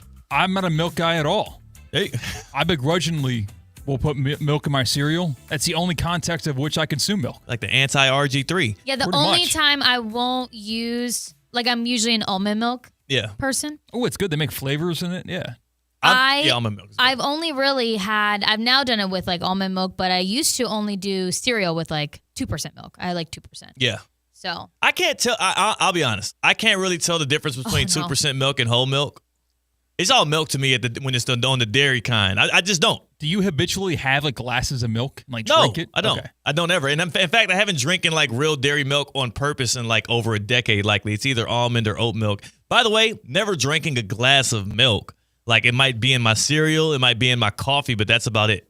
you guys don't know this. And my brownies. I like grew up drinking milk all the time. And like every night, my dad and I would have like a glass of chocolate milk. Yeah. I was always eating cereal. I had this weird thing that I swear that I knew. I would not drink the top of the jug of milk. Like if you opened it, I didn't Okay. want that first glass. No. And I also didn't want the last of it. I didn't want the empty. And I swore to my parents that I knew when they would give me that in like a glass or something. I was like, that's the top of the milk, and I don't Wow. like it was weird, but I was right. You were Like- right most of the Like time. I was right most of the time. My mom would be like, how'd you know that? Like how did she, I wouldn't actually see her pour it, but Yeah. then I would be like, no, this is the top of the milk. I don't want it. Top of the milk? Wait, hold on a second, I feel C-Cat. like even when you pour milk, you're not getting the actual top. That's not how it works. No, Yeah, I you know. literally I just had turn this over. weird thing, and Yeah. I was like, I know that this is the first pour of Right. the milk jug, Um, and it tastes different. And I'm just crazy. No. You're not crazy, C-Cat. What is she? I don't know. An only child. Oh, We've okay. talked about this before on the show, More especially flattering here in than I that was gonna happy. say. Yeah, I you're was supposed gonna say, like, don't tee me up. Yeah. This was my weird, just I like will never thing, tee you up though. again, C-Cat. I don't know how this goes with being an only child. You're an only This- child. I am an only child, but this is like a weird thing I had. No. With milk. You should have been in the show Heroes. You ever see that on NBC where like everyone has superpowers and they're weird? I had. Oh no. I don't know what It's got superpowers I Hayden have. Panettiere in it. Okay. She plays not- a cheerleader who you're not also a helping. superhero, super strength. She yeah. plays a lot of cheerleaders. She's not gonna get any closer to to knowing that show. Okay. It was on at the same time as Lost. Okay, there's no more context clues you can give her that will help her get there. This is like what you're doing right now is like when you ask somebody to give you the address to something so you can pull up there, and then instead of just giving you the address, they give you directions. There's a Duffy's verbally, right next to it. And you're like, okay, well, just send me the address. Yeah. Okay, yeah, but once you pass the Duffy's, you just exit left. Okay, well, send me the address. Or head east. Yeah, head east. Nope. Over yonder. So thanks for nothing. You know there, the Secret. top and the bottom of the milk. Could you It do was it now? weird. No, now I don't She even doesn't. drink. No, now it doesn't bother me at all. But I don't know. Like it was a weird thing I did. Because you were an only child. They let you do it. They enabled you to do that because you were an only child. If But I C-Cat tried to pull started that it. off. I started it. Like I was like, I don't like the taste of this, and then would realize it was like the top of the milk gallon. That's not I a don't real know. thing. I know it's not. I was crazy. I was just going through were an something. I only don't child. know. I kind of want to test this on the air today. No, There's now- a grocery store across the street. I could be here in 5 No, minutes and take I'm- care of it. It was a bad time. I don't know in my It was life. a bad I have time in your I life. don't Now know. you're criticizing the I was the going through something. circumstances? I think obviously. Maybe you still got it. Maybe it's still She buried well, within now you. She could be a now genius. I stopped drinking milk for like 2 years. Yeah. And then I had like a glass of milk, and I was like, this does not go well with me anymore. And now I don't really drink milk at all, but unless it's almond milk. But did you know whether or not that was top of the milk? That's true. Top of the almond milk, bottom of the No, almond now milk. I It don't. still Now, exists. now I've grown up and matured, and I'll drink all of the milk no matter what. That's some only child And stuff, now, bro. yeah, I'm an I'm adult. telling you right now. Here's the thing. If I would, again, I'm not saying this is a criticism of you. You're think an you only are. child, so you're Okay, but allowed I to am, get yeah. away with things like this, especially when you're an only child and a daughter. Mm. You can say things like, oh, that's the top of the milk. I refuse to drink it. Give me some middle milk. See, That's yes. some bull. I would The not second be half. that way though. I was like, this tastes weird. Like I was like, this is funky. Like something's wrong with it. And then, yeah, I have no idea what my mom even do. I can't remember. She's like, oh, you got us. What if they were just lying to her? Every They time just she turned said that, around. they just like, Yeah. oh, it was the top of the milk. You got us. Probably. It's a running joke that they've Yeah. kept alive. They've Yeah. been joking Yeah. behind her back. This Yeah. idiot thinks she can tell. I'm gonna call my mom after the show. Be like, do you remember when I did that whole milk thing? Top of the milk. Top of the milk. And the bottom. Oh, my God. I don't think that phrase has ever been uttered. The top of the milk. The top of the Nah. milk. The first pour. Now, I agree with you on this. I don't like to finish the back end of the Yeah, milk. it's all It's been sitting bubbly there. and- yeah. It's a little weird. I have a superstition against like taking the top plate, like a top paper plate or even a regular plate. I like to get Something the was one- sitting like on top of it, or Yeah. there's like dust or something. Even if it's not any dust, I figure that there's got to be some kind of dust. So I always take the second plate from the top. People hate when I do that at like potluck or Thanksgiving type environments or whatnot because they feel like I'm sticking them with the top plate. But my whole thing is if we all as a community agree to not take the top plate, then nobody seems like a jerk. But when I do it and then you take the top plate, it's almost it looks like I like left you with the bad, wrong end of the stick. So somewhat in the same vein, yours is more about cleanliness and hygiene, more so than superstition. For me, it's trying to get the best bang for my buck when I go to a grocery store. I don't take the box of cereal that is in the front if I'm buying cereal, or this applies to almost any piece. Why cereal? It's all boxes. Yes, but anything, like the bagels, if you're buying them off the shelf, I go to the behind the one. That makes sense. Probably fresher in the back. Any kind of produce or breads or stuff, they push the fresh ones to the back so that they last longer, so they could be, they can be sold longer. And I assume that the expiration date is probably later, so I have more time with that piece of food. Yes. Real. That's a real thing. That's not even an assumption. You're a smart consumer, CK. Thank you. Now, the cereal, you're an idiot. Because that stuff is non-perishable. The banged up box. I don't want my box to be banged up and touched and all that. Yeah, you're not eating out of the box, man. It's in a bag in the box. It's a bag in the box. But these days, cereal is so expensive. I want the complete experience. I want the unblemished cardboard box. I don't want the box that everyone else got to see, pick up, put down, and all that. No. I don't want the box that someone thought they could buy. They're a 4-year-old kid, and then when they get finally to the register, nope, man. you can't get those Fruit Loops. Sorry, they got to put it off to the side, and eventually gets recycled and put back on the shelf where it belongs. I don't want that box. That's used, abused, and not worth my time. I want the fresh box in the back. Show me the Carfax or the box facts. I want to see the whole trajectory of this thing. And it's National Cereal Day, right? Yes. You know you can return groceries? Like, I didn't want Only this you one. would know that. Yeah, I do know this because there's this. You're the cheapest person that we know. So you're over here like. But if you can return groceries, that means you probably have once in your life purchased a returned grocery. Oh, no. Mm-hmm. That box of cookies. What happens that when if it's unopened, I feel like they're well within their rights to resell it. I can't do that. I can't rock with I don't know. I feel like there's certain things they won't put back out there. like a banana. Like they go It's in peeled- the it's employee unpeeled, room an and it's like, unpeeled hey, banana. anyone can have this. A returned banana? But it's unpeeled, an unpeeled banana. Something about it moving into a new air, though. Like if you bring a banana home, like a bunch of bananas home. That sat in someone's raw backseat. No, that's over with. You got to keep those bananas, bro. This goes into, so in the office here at ESPN West Palm, we always have like a poll or a question to answer. Yeah. And one of the questions this week was, do you wash like clothes after you buy them? Like if you go to, fresh out the store, yeah. Yes, right out the store. Like, do you wash them before you wear them? Also a topic on Russo and Rizzo this week, yeah. Oh, it was? Okay. Uh-huh. I don't listen to them. Did they steal it from the question of the day, or did they? Probably. No. It was stolen from their show. Oh, wow. Oh, Oh, okay. the originators. Mm-hmm. Interesting. Trendsetters. But that is like, too, like sometimes I will think, I'm like, well, if someone returned this and wore it, Yeah. and yeah. I'm totally like a culprit of being like, oh, I wore this once and I kept the tag on a lot it. of wear and return And action. then I returned it. Yeah. He said because tag was funny. Kinda like and then like the store accepts Boston returns easily. Like I could be wearing something, but before washing it, like Oh, yeah. that someone else wore. There are about 7 different suits in circulation in central Pennsylvania that I have worn more than once that I Oh, my returned afterwards. gosh. So, like, someone out there right now is wearing a Christian Cat original. I'm sure if they knew your history with college baseball at Penn State, they'd be honored. Probably add value to that thing. Exactly. Yeah. We need a high resolution of that. Like we need that that picture. Absolutely, we do. But yeah, I am the guy, I return clothes all the time after wearing them.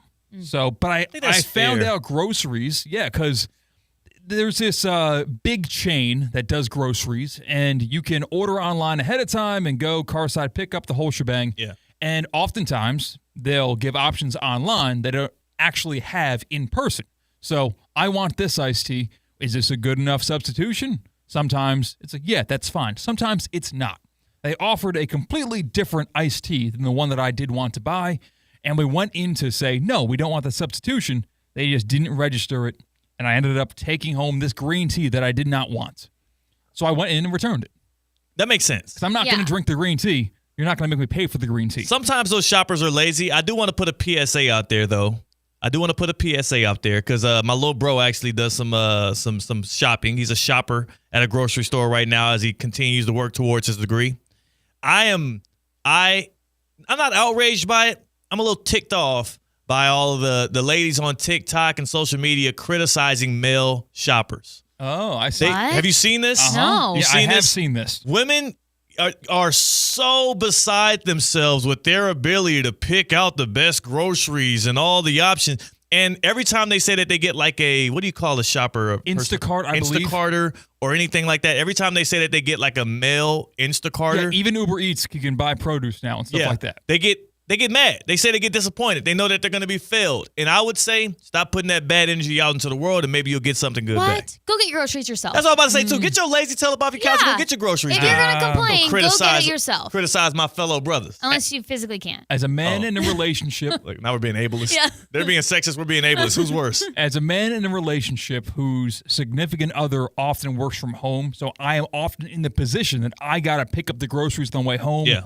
If not the groceries, some utility items, some stuff that women deal with that guys don't deal with, I get lost.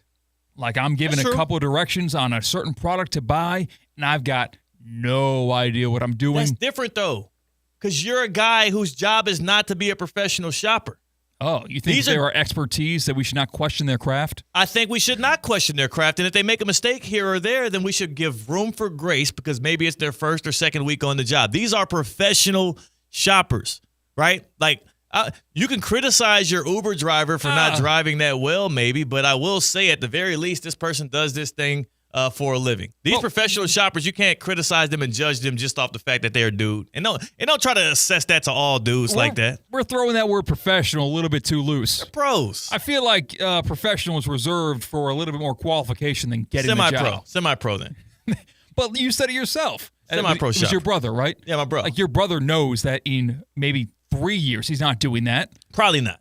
So this is means to an end. Semi-pro. So insulting his ability to do that probably does not take it personal. He doesn't take it personally. I take it personally for him. You know what I'm saying? He would never say it, but yeah, this is like me. I'm LeBron James right now. My little brother is Bronny, and damn it, all these women on Twitter are Stephen A. Smith, and I'm saying hey, keep my brother out of it. But is this prejudice against male shoppers It is. impacting their business? It is Do they not. get less? Oh, okay. I don't think they can choose. I think once you put your order in, it assigns you a shopper, and I don't think you can just cancel it. Tell you what, on one of those food delivery apps, I feel very prejudged when I order because of my tip amount. I think that we're getting a little bit too tip friendly. Yeah. And if my tip is not up to snuff, they just won't pick up my food. I'll be sitting there 2 hours after I ordered online, and it won't be at my doorstep. Pre-tipping is kind of whack to me. Yeah. Pre-tipping on those delivery apps, we got to get that changed. I'm a cash guy because I will pay for what service I got. If you did a great job, I will tip you very well. I understand why they do it. It's because most people, when they're ordering their delivery food, if they had the option to just wait until the end to tip, then they just wouldn't tip because they would get their food and be satisfied. So you have to do some kind of check and balance there. But pre-tipping sucks because I hate when I pre-tip well on a delivery for food especially, and then the service is absolutely trash. I'm not even able to go back and get my bread. No. See, well, I mean, if you're on Lyft or Uber, you post-tip. Like, they ask you if you want to add a tip to your ride after the fact, and if you did have a good ride, I do give a good tip. Yeah. Why isn't that the standard across all service? Because most people don't tip. Most people don't tip when they know they don't have to also see the person again or do it to their face. When it's delivery for food and you see that food sitting outside of your door and you reach down and you grab it, what's the first thing you're thinking? Yum, yum, yum. Yeah, exactly. You're going to sit down, you're going to put your movie on, you're going to eat your food, and 30 minutes into that movie, you're going to be like, oh, dang, I got the little buzz from Uber. Should I tip now? I mean, the food was good, but it wasn't that good.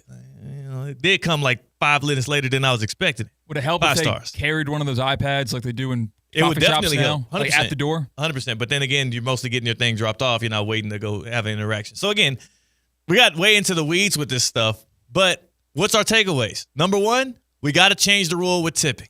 With tipping on delivery drivers, we got to figure out some kind of middle ground. It should not be a pre-tip. It should be some kind of post-tip. Maybe I get rated higher if I tip more, and then they're more, it's more advantageous for people to want to pick up my food. Maybe that's the thing.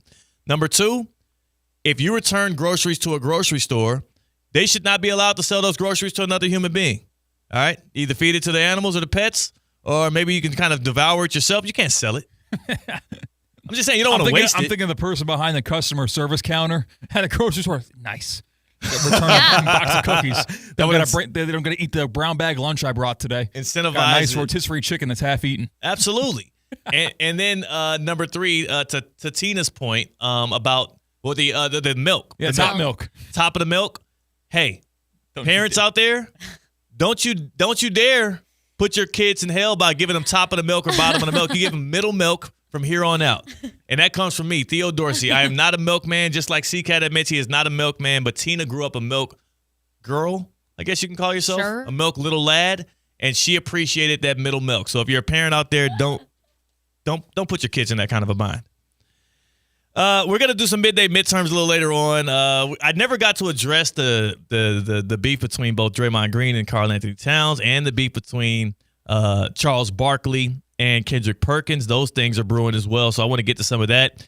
Midday midterms is going to be these IG captions I need y'all to rate for me, so y'all stick around for that. But first, got to talk a little bit about Kaiser University, man. Winners. They're champions, man. That's Got a big what they event do. coming up, too. That's what they do. We got a Top 63 event coming to Kaiser soon. I know y'all have seen the posting around it. Basketball, we're bringing it to the hardwood. We're bringing it to Kaiser University. Because champions are all over the flagship campus of Kaiser University in West Palm Beach, the Kaiser Seahawks have now won 22 national championships, including back-to-back national titles in men's lacrosse, 3 straight in NAIA women's swimming and diving, and, of course, the 2023 NAIA football championship, and they reached the finals again this past year. KU has also captured 64 regular season and 63 conference titles, plus a Learfield Cup trophy. Get the latest on Kaiser Seahawk athletics at kuseahawks.com. By the way, y'all, sources are saying that Tina was the one that made the meeting run long, and that is why she was late to the happy hour. Sources that will be undisclosed have been telling me. I'm just going to look in the YouTube comments. No, it's not in the YouTube comments. Oh, it's not? Okay. No, it's not there. I totally know who it is. Can we pay off one of these beefs before the break? I would love to. Which one do you want to do? You like Charles Barkley? How about the Barkley versus Perk takes one extra step to address? Let's go to Draymond Green and Karl Anthony Towns, because this is a classic moment of being a little bit too defenseful, a little bit too much in defense mode. And Draymond Green, to his credit, former Defensive Player of the Year, won a couple of those things. I think he was too in the moment to react properly to this. So for quick context, Draymond Green and the Golden State Warriors played the Knicks. Karl Anthony Towns had to sit out that game for personal reasons. Draymond got on his podcast with Baron Davis and said, ha, Cat ducking the smoke when he got to play the Warriors. Ha, trying to make light of it and try to play up a bit of a feud that's been back and forth between the two of them. And then the reason for Karl Anthony Towns missing the game went public, and here is Draymond Green finding out about it a couple of days later. What's the circumstance? Apparently, he said he was at a funeral for a family friend. Oh, man, that's unfortunate. I'm sorry to hear that. That sucks. But my comments that I made was what I heard was this. And that's what I heard. So I do, send my well wishes to him and his family. None of us, it's inevitable. We all experience death in one way or another, and we'll all experience it in the same way one day. So it's unfortunate. You never wish that on anybody, but the Draymond Green show with Baron Davis must go on. That is crazy, bro. Oh, my gosh. So if you didn't hear it or couldn't understand it, Cat missed the game for a funeral for a family friend. That is insane. Can we at least, just the back end part of that, because, again, he stumbled through it. As soon as the reporter told Draymond what happened, he was so much in defense mode. He's already leaning into his mic, ready to respond and ready to, cut the legs out from under whatever the excuse was for Cat, that he starts answering before he starts to really digest what the reporter says. Then he starts walking it back. And he starts saying condolences and all of that. But then he punctuated. Let's hear the punctuation at the end. You never wish that on anybody, but the Draymond Green show with Baron Davis must go on. Sure does. That's insane. Is that not the oh, my gosh, I got to say, I will say Draymond Green, you've heard of resting bleep face, where it's just someone they might look like they have a puss on their face, an attitude, they look unhappy, or they're showing attitude. I think he has resting, disingenuine voice. Everything Draymond Green says does not sound like he means it, and he looks like I'm on the out, and it's a joke on me. I think he almost does it by design, though, so that he can get away with more. If you think, who has the most leeway to do as much as they want in sports media right now? Stephen A. Smith. Really, Charles Barkley. Him too. He gets away with more, but you're right. Stephen A's right there with him. Barkley, because he says so many ridiculous things and he's so insensitive all the time, and he's gotten away with these big women in San Antonio jokes much longer than I thought he would. And I think he still gets them off these days. Yeah, he's not done with those ladies in San Antonio, which, everything's bigger in Texas. So as a matter, he never started with them. He never did. He exclusively won't start with them. I think he did start with one or two of them, and then he got really mad about how they treated him, and then that's what happened. But that's a so yes, you theory. can pawn off something Charles Barkley says if it's insensitive, or can be construed as offensive as that's just Chuck being Chuck. It's just Chuck, and I think Draymond tries to keep this same level of anything you throw at me, I'm boom. This is it. You're getting the same energy all the time. Boom, boom, boom. That. He had to catch himself because there are certain caveats in which you should maybe change your mannerisms, and hearing about somebody needing to take off from work because a family friend passed and you went to a funeral, that should have pulled you out of Draymond mode and said, you know what? He's so also resistant to apologizing and backing down because it's almost like an admission that I'm wrong. Sometimes it's okay to be wrong, people. But also, I think the core of the thing was the way he answered the question was overly defensive to where it's all very understandable. He can be like, oh, well, I would have never said that if I knew that he was going to a funeral. Exactly. That's what he meant. That's what he kind of meant, but he didn't present it the right way. In fact, it came off not only with a disingenuous face, but a disingenuous message. The Draymond Green show must go on, baby. Ugh. I know you lost your friend, but you know what I'm saying? I didn't lose any airtime. Let's go. Draymond Green show. Yep, that's what he did. I know you lost a friend. I lost a subscriber. Yeah. Oh, my gosh. Cena's getting very uncomfortable with us right now. We're not the ones that said it. It was Draymond. It's the comment. Yeah, I just can't believe he would say that. And the end is just mind-blowing. I'm almost speechless of the last thing he said. And by the way, he said it twice. I just played the first part. I cut it because at the back end of more, because he continued after that, he said it once again. And this time he looped in his co-host with him. And again, I'm going to give him the benefit of the doubt, which I think if there's one person on this planet in sports who shouldn't get the benefit of the doubt, you're right, Tina, it's Draymond Green. But if you're trying to give him any leash on what he probably meant and the intentions were, it was, listen, I talk behind a microphone, there'll be hits, there'll be misses. Yeah. There'll be miscommunications, it'll come off as offensive. It's still going to happen. So there's not much I can do to prevent it. I think that's the issue, though. Like, we live in a time right now where people are far too comfortable with lying and having their face in front of it, in front of a mic, and just lying to the public. Just boom, lies, spitting out just literally disingenuous fake facts. We've gotten way too comfortable with that. We also have gotten way too comfortable with never admitting that we're wrong. Like, I don't understand when this culture came about. I'm not understanding who's popularizing it or why everybody's catching on to it, but everybody's leaving no room for any kind of leeway for, oh, you know what? I will change my opinion now because you presented me with some new facts and a new perspective. Thank you. And that applies to everything, but it does apply specifically to sports talk and sports discourse. Man, it's almost as bad in sports discourse as it is in politics. It ain't never gotten any worse in politics, and in literally from our leaders in the government, it's almost as bad in sports talk. If I hop on the radio today and I say, hey, I think Josh Allen I don't think he's that good of a quarterback. I think he's a scrub. And then he balls out the next day, I should probably change my POV a little bit. That's probably, oh, you know what? He's a little bit better than I said. I mean, he has these things. These are some redeemable qualities. I still don't like him over this guy, but he's good. But you've got that devil on your shoulder saying, but you said that yesterday. Yeah, he was right. You can't really let down previous Theo. Previous Theo was very convicted in what he said. He had a good point yesterday. He did have a good point. And I know there's new data points and new proof to where he might have been wrong yesterday, but you can't let previous Theo down. Hey, man. Yesterday's Theo was there for you. He got you where you are today. It's true. You know what? You're right. Josh Allen sucks. Yeah, exactly. I knew it. I knew we were going to get to some kind of commonality here. Josh Allen absolutely stinks. He will not be part of our midday midterms, which are next. But I just want to put it out there. If we were grading Josh Allen, I give him a big, fat F. So on the other side, we'll actually do the actual midday midterms. But right now, I want to tell you all about something special coming to town. NASCAR is coming back to Homestead Miami Speedway. Visit our contest page, ESPN West Palm Beach Contest. We're going to have on-air giveaways with a new trivia game.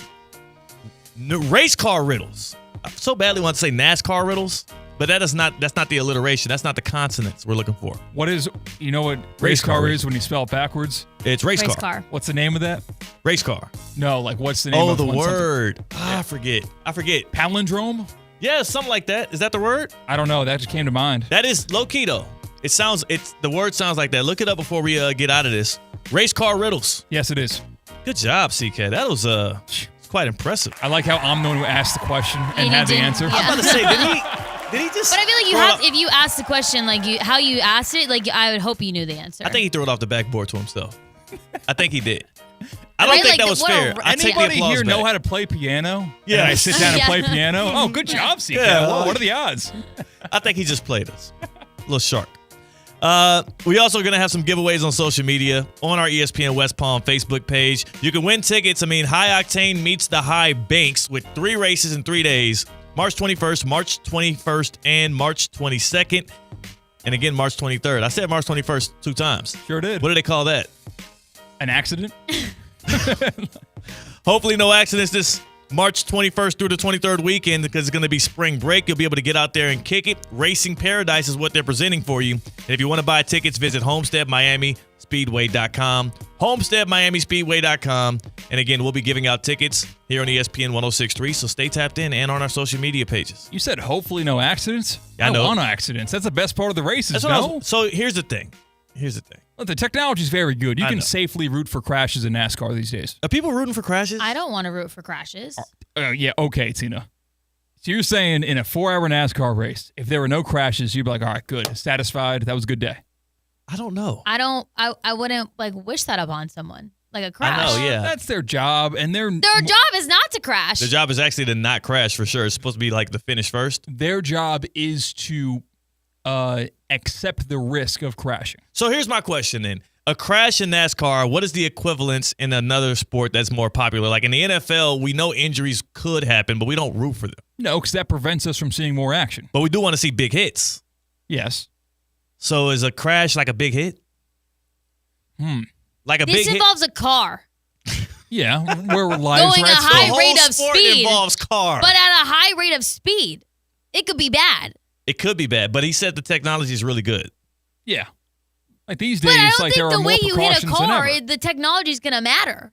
Well, Yeah, it matters a lot. If it didn't matter, then there would be a lot more unfortunate stories coming out of Like racing. I said, it's improved, but I wouldn't be like, yes, let's hope for 3 crashes. Well, Tina, you grew up around racing. I right? did. Yes, I did. So and, it's a little bit different. and I would hope my dad never got hit or had a crash. Yeah. But you didn't kind of. Nope. No, whatever you're asking is probably no. If it wasn't your dad's car who flipped 3 times and then popped out of the side, was like, oh, we're good. Like, that's a pretty thrilling experience. I don't know about that. There's a reason why there's a coined term, the big one, for Daytona. And that's because that is the clip that gets shared thousands times over because that's what captivates the audience.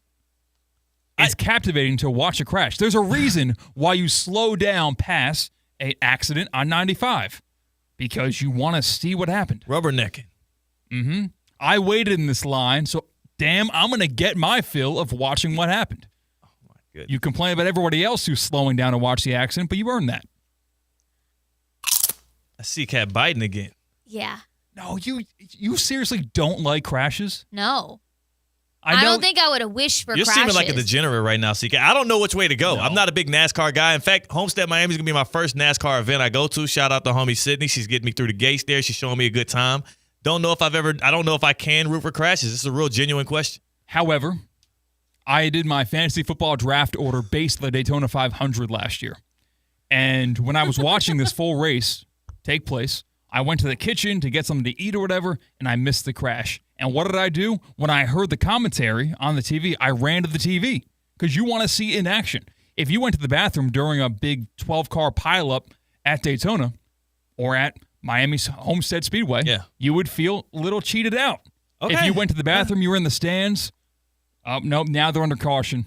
I feel like it's like I would never root for a crash. Okay. I feel like there needs to be a different word though from like the small crash that spins around the car, but Like a no fender one. bender, but- yeah, like the fender benders. Like yes, it adds a little twist into the race Yeah. and excitement. But I don't want like the car that goes up in the air and is flipping 4 times and then catches on fire, and the guy's like fighting for his life to get out. I don't think that's ever happened. In the air, flip 4 times. I'm saying like, Okay, but yeah, like something a crazy, major yeah. crash. There's been where, some bad ones. Yeah, there People have have been people died. that People have have died. died. Yeah, yes. people Yes, technology has improved Yes. to where it's safe to be very entertained by it. C-Cat is well inclined on this new technology. Tina, like one of your favorite professional sports is UFC, Yes. MMA. Yeah. So we root for knockouts because that is awesome. And that That's the guy only way is to win, knocked though. But out cold. but they signed up for that. They signed up to be punched in the face and kicked in the face and all that. They hope to defend themselves, but yes. Well, you sign up to potentially be in a crash. But you think I'm that someone not made it a tippy rooting top because for you know 2 what? cars to crash into each other or 5 Yeah. cars to crash into each other. But the question is it okay to root for a crash? Because it sounds like Tina doesn't root for it. C-Cat does root for it. I don't know which way to go. Damn it. I just want to enjoy a race. Is it okay to root for a Doesn't crash? then a crash like delay the race? A little and bit. then it's going from 5 hours to 7 hours I'll or get right 10 back after hours to 12 hours? It's not that bad. You're not being emotionally honest with yourself. You like crashes, don't you? I don't like crashes. Tina, Car crashes? Tina's No. heart likes In crashes. NASCAR. Her brain doesn't. No. 888-760-3776. 888-760-3776. Is it okay to root for crashes in NASCAR? Is it okay to root for crashes in NASCAR or any kind of racing series? 888-760-3776. F1 does not too many more crashes. F1, right? Not as crashes like many that. Yeah. because they're kind of spread out Yeah. more. So, is it okay to root for crashes in racing? 888-760-3776. Hit us up on the Baptist Health Hotline. The midday midterms on the other side. It's the happy hour on Theoretically Speaking on ESPN 106.3. Live from the Anajar and Levine Accident Attorney Studios. Anajar and Levine Accident Attorneys. Call 1-800-747-FREE. This is ESPN 106.3. This spring, speed returns to South Florida. NASCAR weekend at Homestead Miami Speedway. Go get it done. Where high octane meets the high banks. And gear up for spring break in the fast lane. 3 races, 3 days, one unforgettable weekend in racing paradise. NASCAR weekend at Homestead Miami Speedway. March 21st through the 23rd. Get your tickets now at HomesteadMiamiSpeedway.com.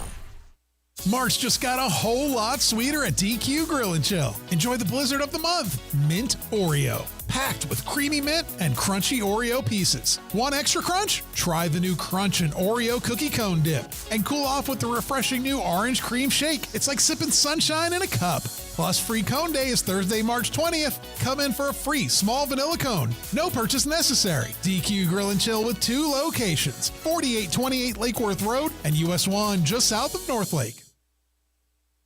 Oh, could this vintage store be any cuter? Right? And the best part? They accept Discover. Accept Discover? In a little place like this? I don't think so, Jennifer. Oh, yeah, huh? Discover's accepted where I like to shop. Come on, baby, get with the times. Right, so we shouldn't get the parachute pants? These are making a comeback. I think. Discover is accepted at 99% of places that take credit cards nationwide. Based on the February 2024 Nielsen report. At Hurricane Grill and Wings, every day feels like the weekend. Fresh, never frozen chicken wings tossed in over 30 bold flavors, paired with ice-cold beer and handcrafted cocktails, all in a laid-back, beachy atmosphere. And with every game on the big screens, it's the ultimate escape and your home for sports too. Great food, cold drinks, and all the games. That's Hurricane Grill and Wings. Escape the ordinary and find your spot at hurricanewings.com. Looking to lose weight without painful injections? Introducing semaglutide oral spray, a game changer in weight loss, now available at whywait.net. This revolutionary spray delivers the proven power of semaglutide in an easy, needle-free, affordable solution. Get started today. Visit whywait.net to learn more about the semaglutide oral spray and take control of your weight loss journey. That's the letter Y, WEIGHT.net. Progressive knows if you have to choose between everyday life and your RV, RV wins. What, are you going to take the RV to the lake or clean out your closet? RV wins! Putting the dishes away or taking the RV camping? RV wins! Cleaning the fridge or taking a trip to the beach? RV wins! You might want to clean the fridge real quick because, mold. We clean out the fridge, then take the RV out. With Progressive, you can bundle your RV with your home or auto and save with a discount and spend more time enjoying those savings in your RV. Progressive Casualty Insurance Company, affiliates, and other insurers. Not available in all states and situations. Hey, ref, time out, man. All right, team, we're only down by 5. We can still win this. Grab some water and get back out there. Wait, no, not that water. That's full of contaminants and pharmaceuticals. You need Culligan water. With their free water test and reverse osmosis purification system, you'll have clean, refreshing water just like a slam dunk. Schedule your free consultation today at Culligan.com. Culligan, your partner for better water. Hey, Culligan man! The new state-of-the-art showroom at Greenway Kia of West Palm Beach is now open. And let me tell you, it's amazing. If you're looking for a brand new 2020 to 2025 Kia, there is something for you. Every car has so many awesome features, it will be hard to pick just one. Plus, the safety tech and that unbeatable 10-year, 100,000-mile warranty. There's peace of mind in every mile. If you've been putting off car shopping, now's the time. Don't wait any longer. Get down to Greenway Kia of West Palm Beach, trade keys, and drive home a new Kia today. So, which one will you choose? See my friend Lonnie Mister at Greenway Kia of West Palm Beach and find out why there are more Kias on the road every day. Call 800-NEW-KIAS or Lonnie at 561-433-1511 and check us out online at greenwaykiawestpalmbeach.com. Greenway Kia of West Palm Beach, where your new Kia is waiting for you. We want to see ya in a Greenway Kia. Warranty is a limited powertrain warranty. See kia.com or retailer for details. This spring, speed returns to South Florida. NASCAR weekend at Homestead Miami Speedway. Go get it done. Green. Where high octane meets the high banks. And gear up for spring break in the fast lane. 3 races, 3 days, one unforgettable weekend in racing paradise. NASCAR weekend at Homestead Miami Speedway.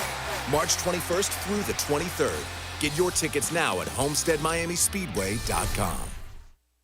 ESPN West Palm is highlighting the best performance of the week, presented by Baptist Health Orthopedic Care. Every week, a different team will be featured across ESPN 106.3 and ESPN West Palm Play. The winning performance receives $500, courtesy of Baptist Health Orthopedic Care. Do you know a team, player, or school with a killer performance? Nominate them by emailing highschool@espnwestpalm.com. Baptist Health Orthopedic Care. Go where the pros go. District Fit is back Saturday, March 15th at City Place in Hilton, West Palm Beach. A full day of free fitness and donation-based programming benefiting Love Serving Autism. Get moving during classes led by elite instructors with Lululemon, Equinox, Movement West Palm Beach, 1401 Athletics, and more. Then explore Recovery Row and learn ways to recover properly with brands including Pura Vida, Sweetgreen, Anushka Spa, ESPN West Palm, and True Food Kitchen. District Fit, WPB.com to learn more. Something amazing is happening in data management. Even though storage needs are constantly changing, companies are only paying for what they need now. That's because CDW customized a Pure Storage Evergreen One SLA-driven storage as a service solution that delivers enterprise-grade hybrid cloud storage that is effortless, efficient, and evergreen. Simplify storage administration with Pure Storage and CDW. Make amazing happen. Find out more at cdw.com/purestorage. Lowe's knows that your deadlines don't change, even when your job does. But with Lowe's Buy Online, Pick Up in Store, we'll help you adjust on the fly. And when you absolutely can't leave the project, we can deliver to your job site as soon as same day. Lowe's knows pros. We help, you save. Valid on eligible in-stock orders and select zip codes placed by 2 p.m. for same-day delivery by 8 p.m. Subject to driver availability. Fees vary based on purchase. More terms apply. See Lowe's.com/same-day delivery for details. Hi, this is Scott Smith with Smith Ball Baez and Prather, Florida Injury Lawyers. We are a Florida civil trial law firm that specializes in the areas of personal injury and wrongful death. Our offices are located in Palm Beach Gardens, Boca Raton, and Port St. Lucie. Our lawyers have litigated thousands of matters at the Palm Beach, Martin, St. Lucie, and Indian River County courthouses. Our lawyers, paralegals, and other numerous members of our legal team live in Palm Beach County and Treasure Coast cities and towns such as West Palm Beach, Port St. Lucie, Lake Worth, Palm Beach Gardens, Palm City, Jupiter, and others just like you and your families. We are a statewide recognized law firm, but it is your community and your families that we live and associate with on a daily basis. Our most satisfying achievement is when we know that our legal power has helped a fellow member of our Palm Beach County and Treasure Coast community secure a fair and just huge result. If you've been injured, the lawyers at Smith Ball Baez and Prather will help. Call us at 500-HELP. 500-HELP. With Smith Ball Baez and Prather, help is just a local phone call away. Offices Palm Beach Gardens, Boca Raton, and Port St. Lucie. Live from the Anajar and Levine Accident Attorney Studios, Theo Dorsey is theoretically speaking. Streaming live on YouTube, here's Theo Dorsey. David, we'll get to you. I know you have a breakdown for us on whether or not it's okay to actually root for crashes in racing when you're watching racing up close and personal. But we have some breaking news brought to you by St. Lucie Battery and Tire. And it comes from the world of the NHL. I have to be honest with you, C-Cat. Today, I did not realize it was the trade deadline in the National Hockey League. Should have been on your sports calendar. But what I do realize is how big of a deal that the Panthers just swung for right as the deadline passed. Brad Marchand is literally quintessential to the Boston Bruins. He is a franchise legend, likely a future Hall of Famer. He is also now headed to the Florida Panthers. The Florida Panthers have acquired the 37-year-old veteran, the future Hall of Famer, a guy that is synonymous with the Bruins. He is going to be with the Cats for their playoff push as they try and look back. And the oddest part about this is, number one, like, you don't get rid of a guy like that. You don't get rid of a guy like that, but it seems like he's going to be a free agent in the offseason and whatnot. They might be able to get him back. The Bruins are not making the playoffs this year. It is odd to me that the Bruins were willing to do so with the Florida Panthers, who not only beat them last year en route to their Stanley Cup championship, but beat them in the playoffs the year before as well when the Bruins had the most historic regular season of all time. That is odd. So I can't wait to see what the actual – do we have the details on what the Panthers gave up for him yet? I don't have that yet, but also Kachuk got hurt in the Four Nations face-off. Right. So I'm sure that's going to be a big help for the end of the regular season, and they put them together in the playoffs. And he'll be out until likely the Stanley Cup playoffs. I forgot about that. Just happened as well. He's going to be benched for the whole regular season. So we'll see. The Florida Panthers, man, trying to make moves, not being I love when a team isn't resting on their laurels like that and they're not being complacent. Panthers trying to make a push to go back to back, and we will be rooting them on along the way. You know what they should do? What? In hockey, all these ice rinks, they need to get Culligan in there. All that ice, sense. Yeah. All that ice, you get that ice right. Soften that ice before you turn it into soften the water before you turn it into ice. You tap in with Culligan, and maybe you get some things right here. I'm tapped in with Culligan. I've been with Culligan now for about a little bit over a month or so. And I brag to my friends all the time. If you pull up to my house, I'm going to show you what the reverse osmosis system is like. Push the button, boom. Out of the faucet comes drinking water. You pour that right into your glass. The ice in my refrigerator, ice in my freezer, that's produced.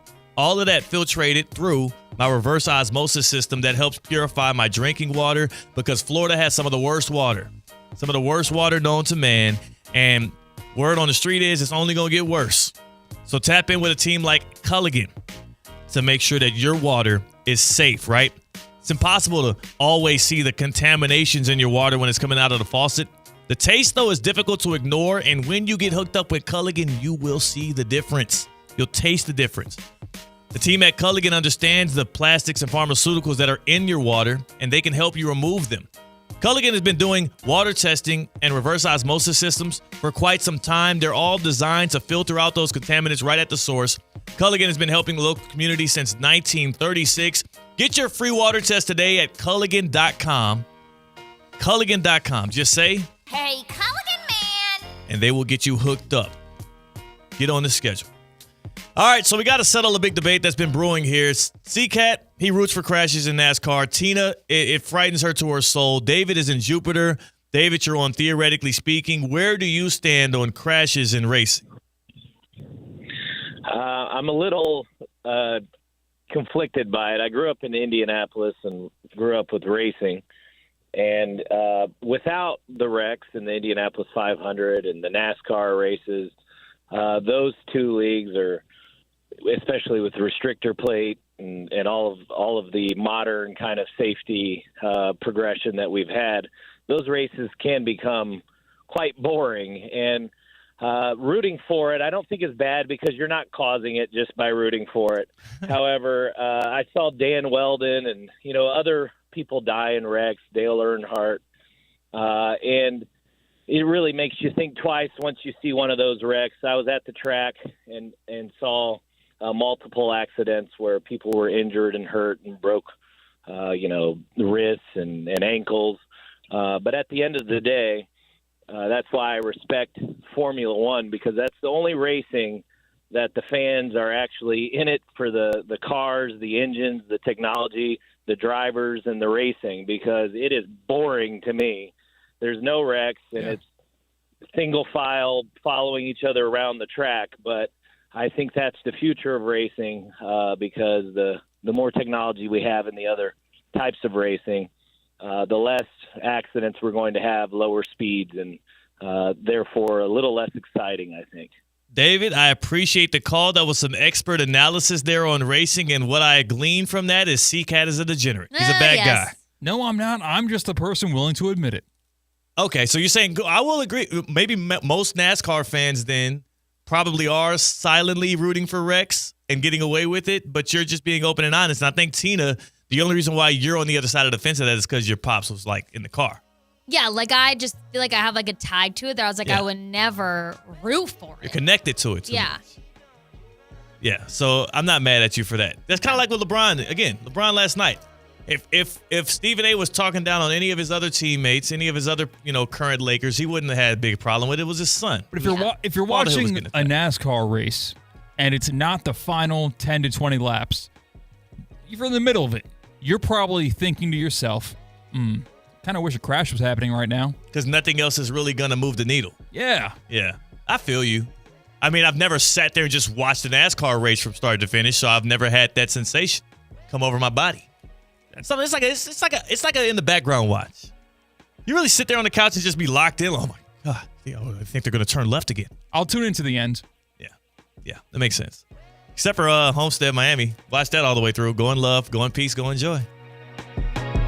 Cruise the campus, explore the circuit, experience F1 in Miami like never before. Your general admission ticket to the 2025 Formula One Crypto.com Miami Grand Prix is here. Immerse yourself in the action with unparalleled access to different campus zones. Enjoy thrilling activities, live entertainment, and endless food and beverage options while witnessing the race. All